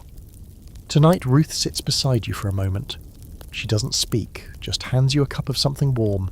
Maybe tea, maybe broth, maybe whatever she found growing near the river this morning. You sip it. It's bitter, but it helps. She stares into the fire like she's reading something in the flames. You wonder how long she's been carrying this weight, and how much heavier it's gotten since the trail began. The scholarly debate tonight, if there is one, comes from a kid too young to know better. He asks why the women don't complain more. One of the older men chuckles and says, "They're just tougher," but Ruth shakes her head. "No," she says quietly. "We just don't have time to fall apart. And that's the truth of it, isn't it? The men are allowed to break, get angry, get drunk, disappear for a few hours when the pressure gets too high. No one blames them. He's tired, they say. He's grieving. But if a woman stops, if she takes one moment too long to collect herself, the whole wagon train notices. the entire fragile system starts to wobble. You lie in your blanket that night, watching stars blink overhead like tired eyes, and think about your own mother, or your sister, or the girl who used to bring you fresh bread when you were too hungover to get to the market. You wonder if they'd have made it out here. Or maybe they would have made it, and you wouldn't have. Because that's the quiet truth buried under every mile of this trail. The women are surviving, not loudly, not dramatically, just endlessly. They keep the wheels turning, and the babies fed, and the tempers smoothed, and the tears hidden. And they're doing it without applause, without thanks, without even being noticed most days. But you notice now, and tomorrow when Ruth hands you that cup of whatever she found near the Reaver, you'll thank her. Even if she waves it off like she always does. You'll say it anyway, because she's keeping you alive in 1,000 tiny invisible ways. Kids on the trail are either miniature pioneers or dangerously under-supervised goblins. There's no in-between. And honestly, you're not sure which is scarier. They're everywhere, like ants in bonnets, sticky-fingered and sunburned and wild-eyed. You used to think of children as fragile. That illusion died somewhere around mile 300 when you watched a barefoot 6-year-old pull a mule out of a muddy ditch while yelling at it like a drunk stable hand. They don't get to be kids, not really. There's no school, no toys beyond what they can carve with a dull knife and a spare stick, and no one reading them bedtime stories. The bedtime story is the trail, the sound of wolves howling in the distance and wagon wheels groaning like ghosts. By the time a child hits 10, they've buried someone. Probably more than one someone. And they've done it with their own hands, dirt under fingernails. Eyes still red from crying, but already moving on to the next task. Their jobs are constant. The little ones gather buffalo chips, dried dung for fires. It's gross, yes, but it burns well. They drag water buckets half their weight from creeks swarming with bugs. They feed the chickens, if the family was lucky enough to bring any, chase down goats that escape mid-journey, and help cook, clean, patch, and haul. You see a boy barely tall enough to reach the wagon tongue help yoke a team of oxen, and when he's done, he just wipes his nose on his sleeve and walks off like it's nothing. You're in awe, and mildly terrified, but they're still kids, in flashes. You catch them playing in the evening light, running around with sticks, pretending to sword fight or balancing on logs like they're tight ropes. One girl has tied a scrap of calico to a stick and waves it around like it's a flag. "This is my fort," she declares proudly, standing on a rock. "No grown-ups allowed." She has dirt on her cheeks and one braid unravelling. And in that moment she could be anywhere, except, of course, she's here, walking through the middle of nowhere with everything she owns in a wooden box. Here's your historical fact. Over 40% of those who travelled west were under the age of 16. Children made up a huge portion of wagon trains. Some were born on the trail itself. Others didn't survive it. Illness, accidents, exposure, anything could take them, and often did. Parents had to walk that terrible balance between protecting their kids and turning them into miniature adults who could carry their own weight. There was no other option. You hear stories from other families, how one child drowned during a river crossing, how another fell off the back of a wagon and was crushed before anyone realised. One boy got kicked in the head by a mule and never woke up. His siblings buried him while their mother sat in the wagon, holding his hat in her lap like it might still warm his head. The fringe fact tonight is one of those things you hope isn't true, but probably is. Some children on the trail stopped speaking after a while. Not from any physical illness, just from trauma, too much death, too many farewells. They retreated inward, grew quiet. Some recovered once the journey ended. Some never spoke again. The trail took something from them that couldn't be returned. You talk to a boy one afternoon while the wagons rest. He's maybe 11, wiry and barefoot, missing a front tooth and carrying a slingshot tucked into his belt like a weapon of legend. You ask him if he misses home. He shrugs. "I miss the creek," he says, "and Ma's cornbread. But I like shooting snakes." Then he runs off after a prairie dog with the gleam of chaos in his eyes. Another child, a girl about 8, quietly shows you a tiny journal she's been keeping, just drawings really. Trees, wagons, people, stick figures with sad faces, a sun with angry lines around it, a little grave with a flower. No names, no captions. She doesn't say much, just hands you the book and waits for you to look. You do. You hand it back gently. She tucks it into her apron and disappears behind a wagon, barefoot as usual. The scholarly debate tonight is, mercifully, lighter than usual. Someone argues that kids on the trail will grow up stronger than anyone back east. Another says, or colder. Both are probably right. You've seen these kids flinch at gunshots but not blink at death. You've watched them clean wounds like nurses, hunt rabbits like seasoned trappers, and sit silently at the graves of siblings without a tear. What kind of strength is that? What kind of childhood? And yet they still laugh. They still play. A group of them invents a game using hoops from broken barrels, kicking them along with sticks while the sun sets.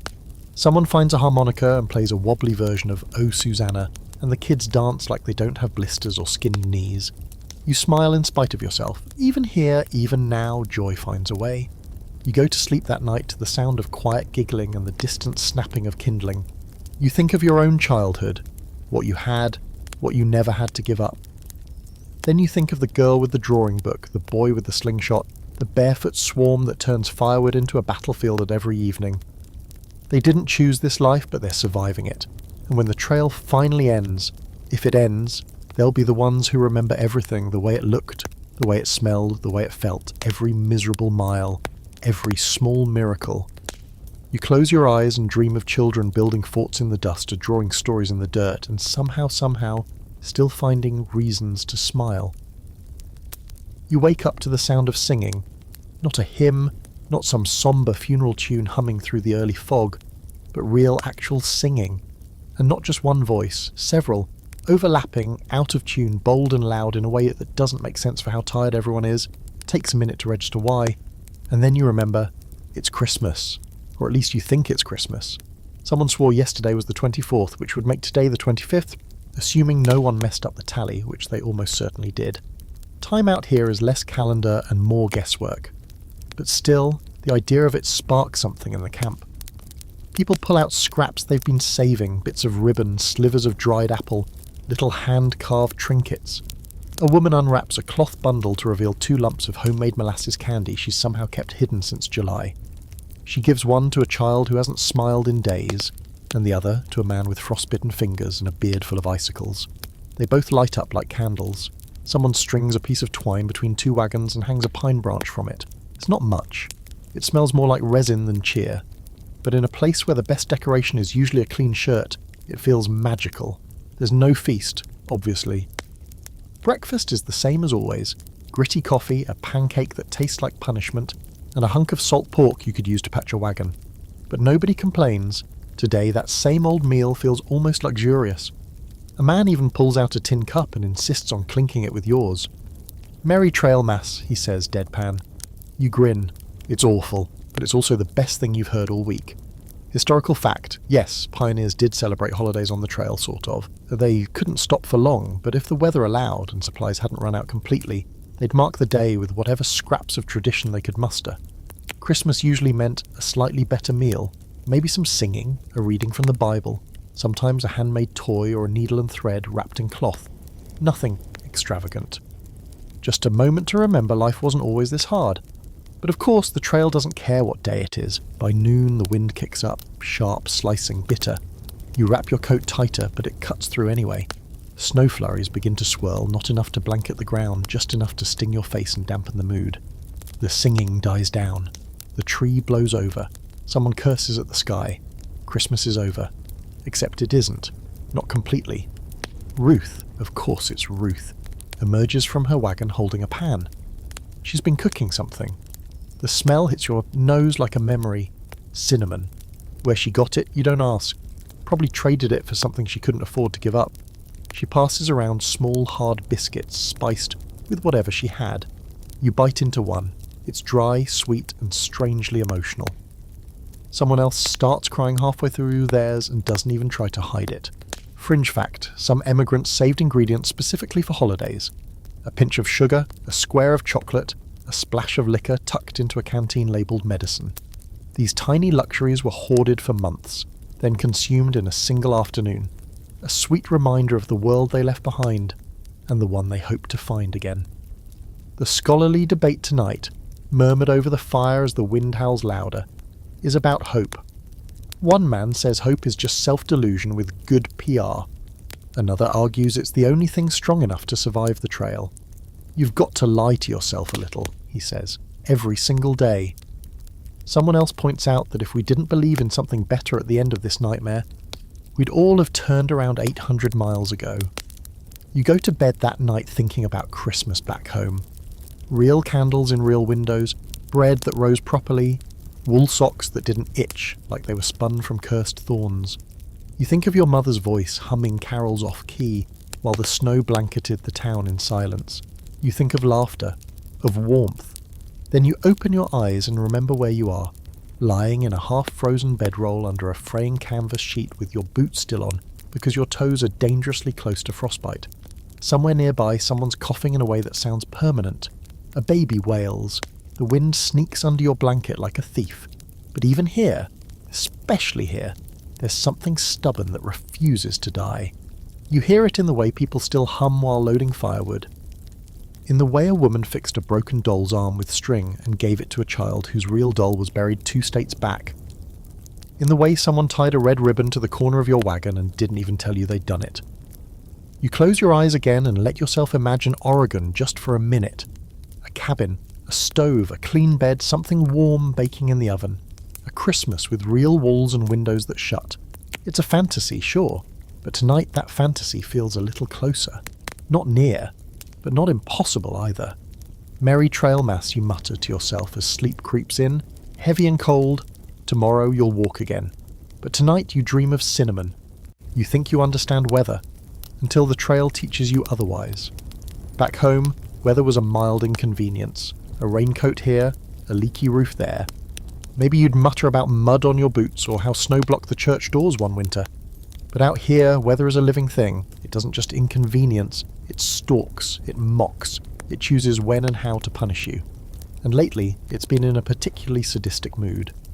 The mornings start out calm. You've come to expect that now. A pale pink sky, a little dew on the grass, maybe a faint breeze brushing through the canvas. It lulls you into thinking the day might be manageable. But by mid-morning, that breeze becomes a wind, and then the wind becomes something else entirely, something cruel. You feel it first in your ears, like needles. Then it starts to push you, literally push you, backwards as you walk. You lean into it like a drunk climbing a hill, squinting through dust that's suddenly airborne and personal. Dust devils whirl past like angry spirits, lifting grit into the sky and flinging it into your eyes, your ears, your teeth. You can't breathe without tasting the prairie. You try wrapping a bandana around your mouth, but it turns into a damp, useless flag within the hour. And it's not just the dust, it's the noise. The wind howls constantly, a high-pitched wail that feels like it's coming from inside your own head. You can't hear people unless they shout. You stop talking entirely. There's no point. By late afternoon, the sky darkens, not like a storm, but like the sun just decided to give up. A cloud wall rolls in from the west, thick and low, and your instinct starts screaming. You've seen storms before, sure, but this one smells different. The air is charged, full of static and sour heat. The wagon master squints at the horizon and mutters 2 words, "Tie down." That's all he says, but everyone scrambles. You drop what you're doing and help secure the canvas, drive stakes deeper into the ground, wrap the cook pots in burlap and herd the livestock into a rough circle. No one smiles, no one jokes, then it hits. The wind goes from savage to monstrous in an instant. Your wagon jerks sideways like it's trying to run away. Rain slams down in sheets, cold, sideways, mean. It feels like it's slicing you open, soaking through your coat and into your bones within seconds. The thunder doesn't boom, it tears. Sharp, sudden cracks that make your ribs rattle. Lightning turns the sky white again and again, close enough that you smell ozone and panic. The oxen wail, low and miserable. A tent rips loose and goes cartwheeling into the darkness like it's trying to escape the planet. You curl up beside a wheel, soaked to the skin, your ears ringing from thunder, your teeth clacking from cold, and your heart pounding like a drum. Time loses meaning. It could be an hour, it could be 10 minutes. You just hold on. And then, as suddenly as it came, it stops. Not gradually. Just gone, like it was never there. The rain eases, the wind dies, the clouds lift, and in the eerie quiet that follows, someone whispers, "Is it over?" And no one answers because no one knows. Historical fact, prairie storms were, and still are, some of the most violent natural events on the continent. Tornadoes, hail, flashy floods, and lightning strikes killed dozens of pioneers each year. Wagons could be flipped, oxen spooked into stampedes, people struck dead where they stood. Weather wasn't a nuisance on the trail. It was a predator. In the aftermath, you survey the damage. 2 wagons tipped, one shattered like a dropped crate. A horse is missing. Someone's tent is wrapped around a tree half a mile away. Pots and blankets are scattered, drenched. You see a man limping from where he slammed into a wheel during the worst of it, and another woman sitting on the ground with her head in her hands, quietly weeping. No one's dead, but that feels like a coin flip, not a victory. You help right one of the wagons, your muscles trembling from cold and adrenaline. Someone starts a fire with flint and dry kindling pulled from under a wagon bed, and for a moment, that tiny flame becomes the most important thing in the world. People gather around it like moths, steam rising from their clothes, hands out, faces gaunt and wide-eyed. You look around and realise everyone has aged. Just a little, but it's there. In the eyes, in the way they move. Weather will do that. Fringe fact, some travellers have believed storms were omens, warnings from God, a sign you were taking the wrong trail or moving on a cursed day. A few even turned back after a particularly violent one. Most just clenched their teeth and pushed forward, because what else can you do when the sky itself wants you gone? That night, as people dry their socks and try to joke about the way a chicken ended up in someone's wagon bed, the scholarly debate turns theological. Did the pioneers believe God was testing them or punishing them? And what's the difference really? One man says, if he wanted us to stop, he'd send a lightning bolt. Someone else replies, he did, twice, we just dodged it. That gets a few weak laughs. You lie down in your damp blanket, feeling like a leaf someone stepped on. Your body aches from sepcorn clenching. Your skin still tingles with phantom rain, but your heart's still beating, and your wagon's still upright, and you still have your boots. Somehow that counts as a win. As you drift off, you hear the wind returning, not loud this time, just a whisper, as if it's leaning in close to say, I'm not done with you yet. And you believe it. One morning, long after the storm has passed, but before your boots have fully dried, you spot movement on the horizon that's not buffalo or weather. Shapes, humans, on horseback. A ripple of unease passes through the wagon train like a chill. Someone instinctively checks their rifle. Another calls for their children. The wagon master stands still, squinting into the light like he's trying to see beyond what's visible. Then he nods. Riders, he says. Probably locals. Locals, that's one way to put it. You've spent the last several 100 miles walking through lands that aren't yours, were never yours, but somehow it still comes as a surprise to meet the people who actually live here. Indigenous people, Native Americans, whatever name you were taught, it's different when they're right in front of you. Not as villains, not as stories whispered around a campfire, but as real, breathing people who look at your worn-out boots, your wagons, your terrified expressions, and don't flinch. The riders approach slowly, deliberately. They're armed, but they don't raise their weapons. A few in your group still do. Because fear's the one thing that always arrives early. The wagon master lowers the barrel of a twitchy man's rifle without saying a word, just a look. The message is clear, don't make this worse, there's no shared language, not fluently, but gestures work, pointing, smiling, small signs of peace. A woman from your train steps forward with a handful of hard candy. She offers it to a young rider, who takes it without blinking. He turns it over in his fingers like he's never seen sugar in a wrapper before. Then he eats it and nods once. That's all it takes. A fragile sort of truce is struck. Historical fact, encounters between emigrants and native tribes along the Oregon Trail were often not the violent ambushes portrayed in later dime novels. In many cases, interactions were peaceful, based on trade and curiosity. Tribes like the Shoshone, Nez Perce, Pawnee and others often offered guidance, food, and even helped with river crossings, for a fee of course. Violence did happen, especially when desperation, misunderstanding or military tension pushed things too far. But it wasn't the norm, not at first. You sit nearby watching as the two groups eye each other, like stray dogs trying to decide if they're going to share the same bowl of water or fight over it. Someone offers coffee, someone else trades beads for a small bundle of dried meat. An older woman from your wagon hands over a needle and thread, receiving in return a tightly woven bracelet. You realise then how little actual communication is needed when survival is the mutual language. A boy in your group tries to ask where they're from. He points to the horizon. One of the riders points too, but in a different direction. Then he taps the ground. "Here," he seems to say. "We're from here." The boy doesn't get it. You do. It lands in your chest like a stone. Because this isn't just the middle of nowhere. It's somewhere. Always has been. Just not to you. The fringe fact for this section is one of those buried truths most history books dodge. Native tribes along the trail sometimes charge tolls for crossing their lands, especially near rivers or mountain passes. They saw what was coming, the endless stream of wagons, the loss of hunting grounds, the diseases, the fences, and they tried, however briefly, to control it. Some emigrants paid, some refused. And more than one so-called skirmish was really just a disagreement over whether someone would cough up a tin cup's worth of trade beads. You've heard stories, everyone has. Stories designed to stoke fear. About scalpings, ambushes, whole trains disappearing overnight. You think about those stories now, and how easy it is to demonize people you've never met. But standing here, watching a man in a hand-stitched tunic show your friend how to tie a better knot in her oxen rope, you wonder how many of those stories were lies told by people who didn't know how to coexist with a world that wasn't built just for them. That night, after the riders are gone, after they've taken their bundles and their silence and vanished into the long grass, you hear someone mutter, "They're watching us now, bet they're out there in the dark." You don't know if that's true, but even if it is, you don't feel afraid. You feel seen, and not in the comforting, affirming way, in the "you're standing in my house without knocking" way. The scholarly debate tonight is about legacy. Someone asks, will we be the villains in someone else's story?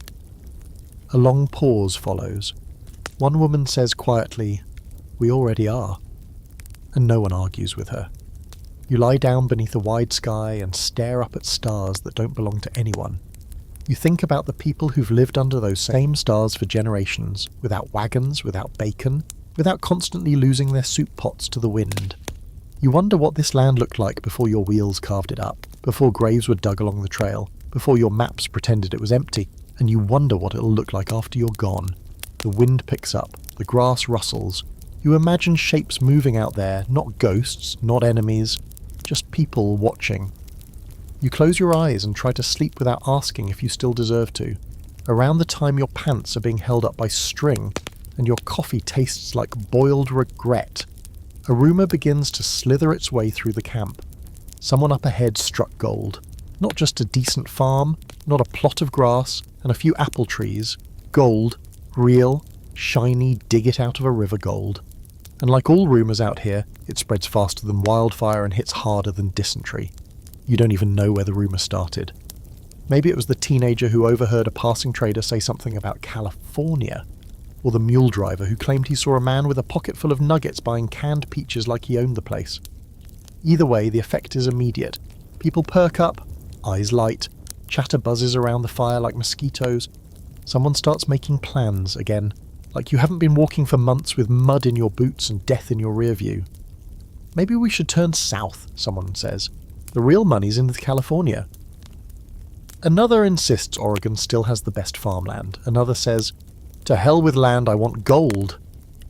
You sit in silence, chewing on something that might have once been a biscuit, and try to remember what it felt like to believe in treasure. Historical fact. The California gold rush started in 1848, and by 1849, tens of thousands of people, many of them already halfway to Oregon, suddenly rerouted. The trail forked not just physically, but psychologically. People began to see their wagons not as vessels of survival, but as get-rich-quick machines. Reality, of course, was less glamorous. Most never found gold. Many lost everything trying. But the idea of it? That was priceless. You walk for hours listening to debates. One man argues that Oregon's soil is the real treasure. You can't eat gold, he says. Another fires back. You can buy food with gold. Someone else mutters that gold doesn't help much when your oxen are dead and your boots have holes the size of teacups. The wagoner master doesn't engage. He just keeps walking. That night, around the fire, you get drawn into one of these gold-fueled fantasy sessions. A woman you've barely spoken to leans over and says, "If I struck it rich, first thing I'd do is buy a whole real bed, with legs and a mattress and sheets that don't smell like horse." A man across the fire says he'd build a house with glass windows. Can you imagine? Being inside and still seeing outside? You nod, grinning. It does sound like magic, And here comes your fringe fact. Some of the richest people in the gold rush weren't miners at all. They were the ones who sold things to miners: shovels, boots, whiskey, laundry services.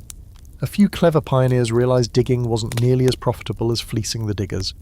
The classic story: Levi Strauss came to sell canvas for tents, ended up sewing pants. You might be wearing his name right now, but for every lucky strike there were 1,000 shattered dreams. The trail is already littered with the remnants of people who bet everything and lost. Broken wheels, empty wagons, graves. And now you're walking toward a fork in the road where some of your own group might split off, toward California and the promise of wealth, while the rest keep trudging toward Oregon's quieter, slower reward. Land. Dirt. Not glamorous, but real. The scholarly debate tonight gets philosophical. What is success, anyway? Is it a pile of gold and a fast life? Or is it waking up every morning on land that's yours, even if no one applauds you for it? You listen to people argue about this while rubbing blisters on your feet, and think maybe success is just surviving long enough to be the one asking the question. You lie down later with your blanket pulled up to your chin and your thoughts racing. What if you had gone south? What if you do, right now? Could you still make it? Is it greed to want more than survival? Or just human? But you remember the man with a broken cart back in Nebraska. How he sold his tools for a rumour, then lost his mules to cholera and ended up bartering his boots for a single jar of beans. You remember the woman who couldn't bury her son deep enough in California soil because she was too sick to dig, and the gold she'd carried tucked into her apron couldn't do a damn thing to stop it. And maybe that's the truth. Gold glitters, but it doesn't build fences or feed chickens or hold your hand when the baby's burning up with fever. So you roll over, feet sore, dreams dusty, and decide just for tonight to stay the course. Oregon may not sparkle, but it's still out there. Still green, still possible. The road may fork, but your heart knows which trail it's already bleeding on. You think you're close, everyone thinks they're close. It's become this chant murmured through dry lips and cracked smiles. We're almost there, but the truth is, you're not. Not really. Not even close enough to lie convincingly.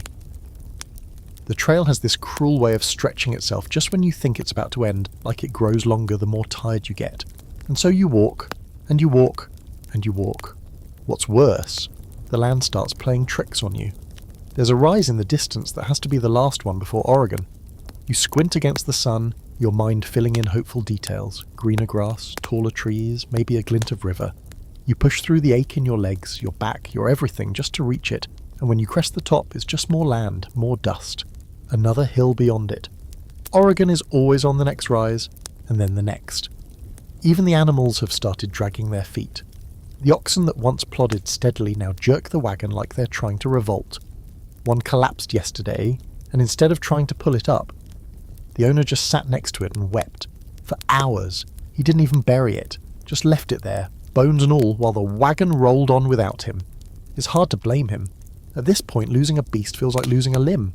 Or maybe something worse. A promise. Historical fact.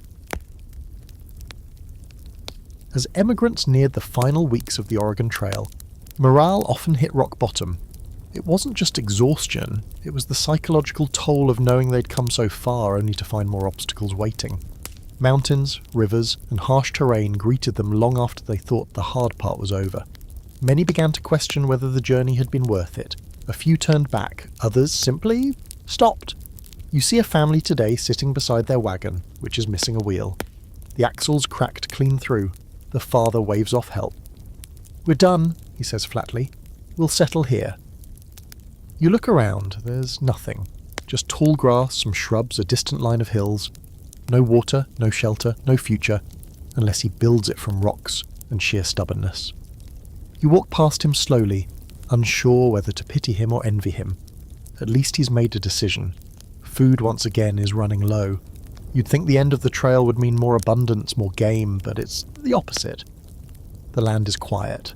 Birds fly overhead but never land. You spot a deer one morning, and half the train moves like a single organism, rifles raised, hearts pounding. They miss. The deer vanishes. You all go back to gnawing on jerky that tastes like leather boiled in sadness. Fringe fact. The closer travellers got to Oregon, the fewer wild animals they saw. By the time thousands of wagons had passed through, many of the natural hunting grounds were stripped clean, either from overhunting or just sheer noise and destruction. Nature, it turns out, doesn't take kindly to being chased by desperation. The scholarly debate tonight is less of a debate, and more of a series of groans. Someone mutters, "I thought we'd be there by now." Another says, "We should be there." No one disagrees. You're starting to measure time by how many buttons are still on your shirt or how many holes you can count in your socks. Someone's counting blisters like they're poker chips. Another is just silent, staring at the fire like it might offer directions to make things worse. The map everyone's been sharing has changed. Not physically, but in meaning. That bend in the river? It's farther than they said. That landmark rock shaped like a whale doesn't exist. Or if it does, it looks more like a sad potato. And the friendly settlement that was supposedly just past the ridge is nothing but wind-blasted prairie. You're starting to think the maps were more wishful thinking than useful information. You lie awake that night thinking about how the trail warps your mind. You don't just want to arrive anymore, you need to.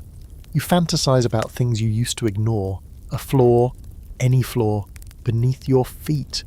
A blanket that doesn't smell like rain and smoke. A hot meal on a plate. A door you can shut. A moment where no one's looking at you like they're wondering if you're about to keel over or run away screaming. You dream sometimes of arriving, of stepping off the wagon or collapsing beside it and just staying still. But even in your dreams, you're still walking. By now, even the children have stopped asking, "Are we there yet?" They know better. They've learned. They walk with that same 1,000-yard stare the adults wear now, their play replaced with silence and sleep, their bright clothes dulled with dust and ash. You see one little girl dragging a piece of twine behind her, pretending it's a beer pet. She names it Oregon. When you ask her why, she says, "Because it keeps running away." You laugh harder than you should. It's the kind of laugh that feels like it might turn into something else if you're not careful. You catch your breath, you keep walking. The trail stretches ahead, unkind as ever. You tell yourself the next valley will be it, the next stream, the next bend in the trail. You're almost there. You have to believe it. If you don't, your legs will stop moving. And you don't know what happens after that. No one prepared you for the mountains. Not really. People mention them, sure. You remember phrases like a bit of climbing and a final stretch, like this would be some casual afternoon hike with pretty views and a few minor inclines. What they didn't mention was how the mountains would try to kill you with every single step. How they rise in the distance like some ancient beast, waiting patiently, knowing you're too tired to turn back. They're not scenic, they're not majestic, they're a wall. And now you have to climb them with your body held together by crusted sweat, hope, and stubbornness. You hit the base of the Blue Mountains at dawn, and by noon, you're already considering if it's worth just lying down under a tree and seeing what fate has in store for you. The incline is relentless. The trail narrows into something that barely deserves the name. Your wagon creaks like it's being asked to perform surgery with a hammer. The oxen are foaming at the mouth, their hooves slipping on loose rocks. Every step they take feels like it could be their last. And yours. The air gets thinner. Not enough to notice at first, but enough that by the third hour of steady climbing, your lungs are sending polite but urgent complaints. Your legs wobble in ways that are deeply unflattering. You've sweated through your shirt, then it dries, then you sweat through it again.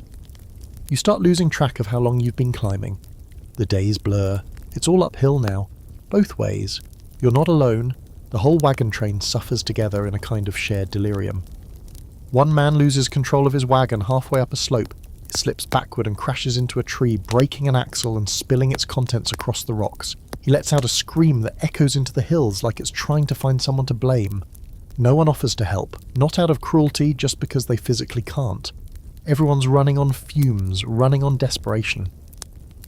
Historical fact: the Blue Mountains, especially in northeastern Oregon, were among the most feared sections of the Oregon Trail.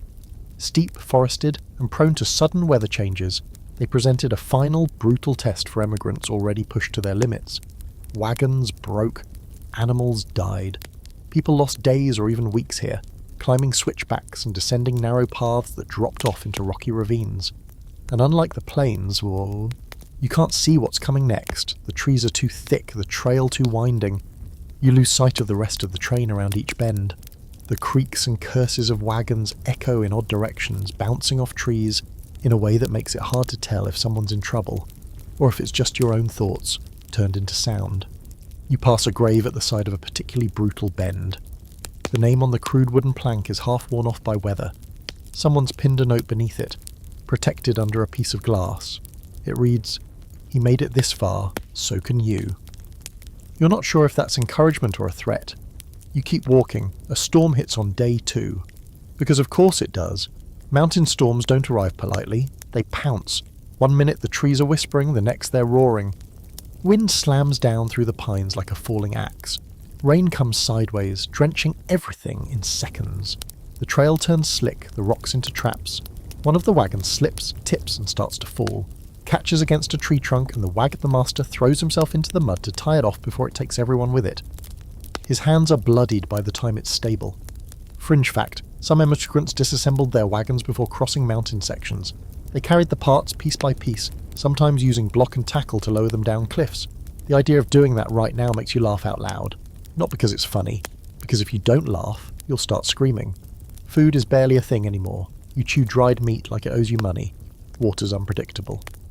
You fill your canteen from a freezing creek that smells like moss and salvation. You feel every sip in your teeth, cold enough to numb, but it's clean, and that's enough. The scholarly debate around the fire that night, if it even qualifies as debate, given the slumped postures and thousand-yard stares, is about whether the mountains are a punishment or a test. "What's the difference?" someone asks. "Either way, we're the ones crawling through it." Another says the mountains are just doing what mountains do. It's us who decided to drag our wagons and our dreams over them. You sleep beneath a canopy of trees that moan in the wind. Your back is pressed against a root, your blanket damp, your socks stiff with cold, but you're too tired to care. You close your eyes and feel the mountain pressing in on all sides. You've never felt smaller. Or more stubborn, because here's the part no one talks about. You do keep going, somehow. You drag your body up that next slope. You help push a wagon that isn't yours because the family inside has nothing left. You slip, bleed, curse and climb again. Every part of you is breaking, but the trail doesn't care. So you keep walking. Because what else is there? You whisper to yourself, just a little farther. And when you round the next bend and see yet another rise, you whisper it again, just a little farther. You wake up to the sound of silence. Not the usual wind through trees, not the creaking of wagons or the coughs and murmurs of camp. Just quiet, thick, full, unnatural. It's not peaceful, it's suspicious. You sit up slowly, every bone in your back popping like firewood. Your breath hangs in the air, a soft ghost against the early light. And then you smell it. Smoke.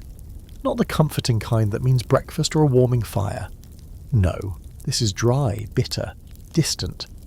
The kind that smells like warning. By the time you're lacing your boots, the sky is already turning the colour of old copper. A dull orange glow bleeds through the trees. Someone down the line yells, "Fire!" And then the silence breaks wide open. Panic spreads faster than the flames. People scramble to tie down gear, round up livestock, shout names into the woods. There's no time to argue, no time to deliberate, just go. The trail has always moved forward, but today it feels like it's shoving you, hard. You follow the others into a frantic push. The trail winds downhill now, the first real descent in what feels like years, but the footing is loose and treacherous. The smoke gets thicker. It rolls in like a tide, stinging eyes, clawing into your throat, making every breath feel like you're chewing on ash. You tie a bandana over your mouth and keep moving, one hand on the side of a wagon to steady yourself, the other gripping whatever gear you didn't have time to pack. The flames haven't reached you yet, but they're close. You hear them before you see them, a low, growling roar like the forest itself is angry. When you finally glance back, the sight turns your stomach. A line of fire cresting a ridge, leaping from tree to tree, taller than any house you've ever seen. It's not a wall, it's a monster, and it's coming. Historical fact. Forest fires were a real and terrifying threat on the western frontier. Lightning strikes, careless campfires, and even deliberate burns set by indigenous tribes for hunting or land management could erupt into infernos during dry spells. Without organised fire control or escape routes, wagon trains had few options beyond running and praying. The road ahead narrows, trees press in on both sides like they're trying to whisper last rites. The smoke is everywhere now. People shout, cough, trip. A wagon wheel snaps on a rock, and the driver abandons it with a look you've seen too often lately. Resignation. You think about helping, then think about breathing and choose the latter. Survival makes you selfish in ways you never imagined. The climb you fought so hard through yesterday now becomes a scramble downward, your legs buckling on the slope, rocks sliding underfoot. Your lungs burn. You lose count of the scratches blooming across your arms as branches slap you, grab you, try to pull you back, but you keep going. You keep going because the only other option is turning around, and that is no longer an option.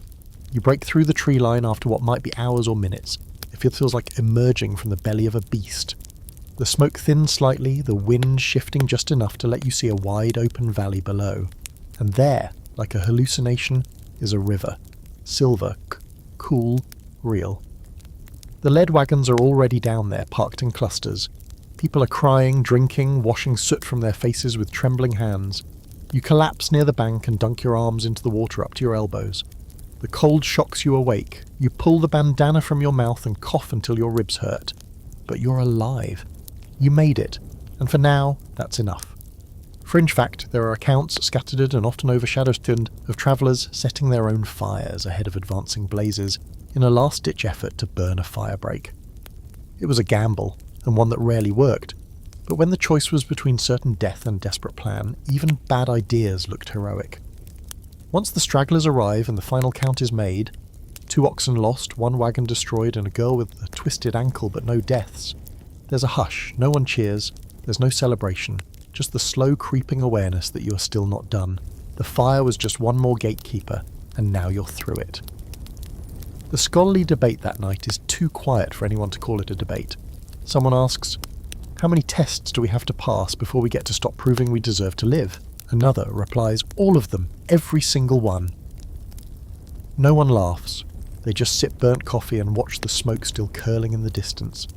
You lie on your back beside the river that night, the stars finally visible again, scattered like broken glass across a velvet skin. Your lungs ache. Your skin smells like campfire and desperation. But your heart, your ridiculous stubborn heart, is still beating. And somewhere, past the next bend, past one more hill, past whatever fresh misery the trail is hoarding for tomorrow, is Oregon. You whisper it like a prayer. Not to any god, but to yourself, to your legs, to your blistered feet and torn up hands. Oregon is not just a place anymore. It's a reason. You see it before you believe it. A patch of green so vivid it almost hurts your eyes, like nature's showing off just to mess with you. The trees change first, taller, thicker, heavy with moss and a deep shade of green that doesn't exist anywhere back on the plains. Then the grass underfoot turns lush. Real grass. No brittle stalks, no thorns masquerading as plants. Just soft, damp ground you could lie down in and weep if your knees didn't creak like rusty hinges. You've made it through the blue mountains, the burning forest, the endless dust and grief, and now, finally, there's something new in the air. It smells like life. Damp earth. Wood smoke. Something baking, maybe. You can't quite place it, but it's warm and clean and makes your stomach growl in ways you thought it had forgotten. Someone next to you whispers, "This is it," like they're afraid to jinx it. You don't respond, you don't trust your voice. The final miles crawl. The excitement isn't a gallop, it's a slow, steady pulse. You've learned not to get your hopes up too fast. Oregon isn't a finish line, it's just not this anymore. Not the trail, not the rot and the cold and the buzzards, that's enough. You crest one more hill, just one more, and there it is, the Willamette Valley. Historical fact, the Willamette Valley was the dream destination for most travellers on the Oregon Trail. With its mild climate, fertile land and abundant resources, it was marketed aggressively as the promised land of the American West. Many who reached it described the moment as surreal, a kind of quiet disbelief rather than joy, because how do you celebrate when your body still thinks you're in survival mode? Below you, the land rolls out like a green blanket. There are cabins already built, ploughed fields, smoke curling from chimneys, a few figures walking slowly between homes, not rushing, not running, just being. You've forgotten what that looks like, people who don't walk like they're racing death. Some settlers from earlier wagon trains come out to meet you. They look clean, not fresh, not soft. No one who's made it here is soft, but rested. Someone hands you a piece of bread, still warm. You eat it without chewing, without manners, tears stinging your eyes before the second bite. It's not even that good, it's just not trail food, and that's everything.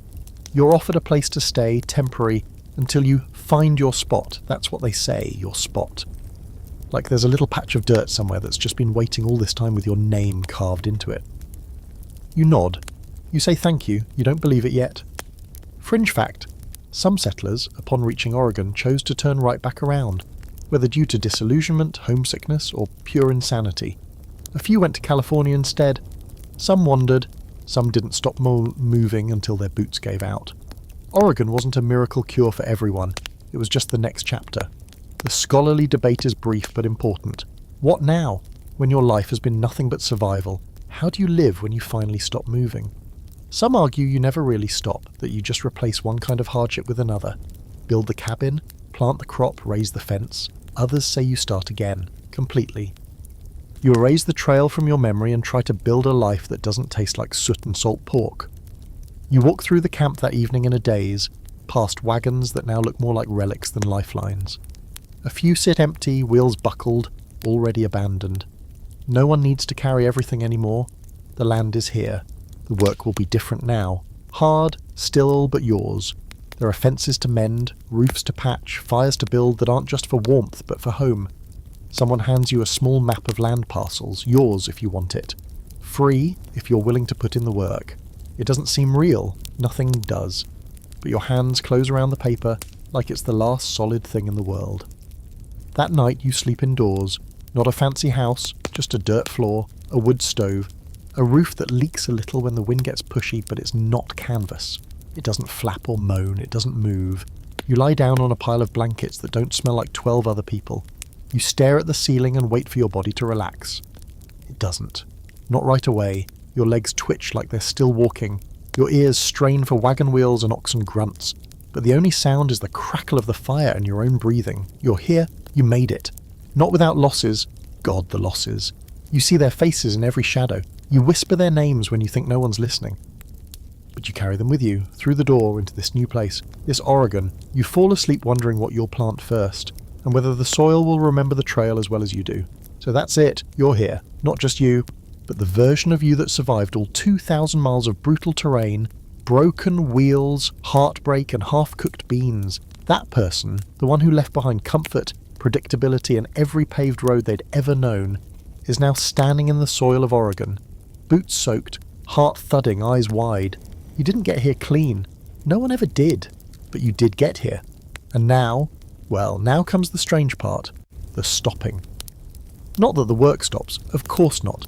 You'll chop wood, dig latrines, build a cabin out of logs so crooked it'll lean like a tired man. You'll barter for salt, learn to dry apples, maybe try your hand at keeping chickens alive long enough to lay eggs. The land won't be gentle. Oregon is beautiful, but it's not soft. Rain will soak your walls, wind will test your roof, but at least now you'll suffer in one place. The trail will haunt you. Not in the ghost story sense, though let's be honest, you've got a grave or two burned into your memory, but in that quiet, permanent way. You'll hear wagon wheels in your dreams, wake up expecting to walk. You'll keep counting miles more long after there are none left to go. Because part of you still believes the trail isn't over. It's just paused, waiting for you to step outside and start again. You'll remember the names, the ones who didn't make it, the ones who did. The woman who boiled water like it was religion. The kid who drew stick figures in the dirt with sad little smiles. The man who kept insisting the mountains were almost done, even when no one believed him. You'll remember the silence after storms, the smell of real coffee in someone else's tin cup, the way sunlight looked after the first snow melted. All of it's inside you now, tucked behind your ribs, and maybe someday, years from now, you'll tell your kids, or your neighbour, or your horse, or nobody in particular, about the time you walked across half a continent, about buffalo and river crossings, and that one time you thought you hallucinated Oregon because it seemed too green to be real. You'll tell them how your boots wore out but your will didn't, how you cursed the sky but kept moving anyway, because that's what the Oregon Trail was, really. Not just a route, not just a place to go, it was a transformation, a long, dusty, blistered unravelling of who you were and a slow, stubborn forging of who you had to become. And now that it's over, truly, finally over, you get to be still. You get to stop moving. You earned this rest. So go ahead, stretch your legs, let your shoulders fall. Light a fire not to cook or keep warm, but just because you can. Let the silence settle in and hold you like an old friend. The trail is behind you. Oregon's here. And you, your home,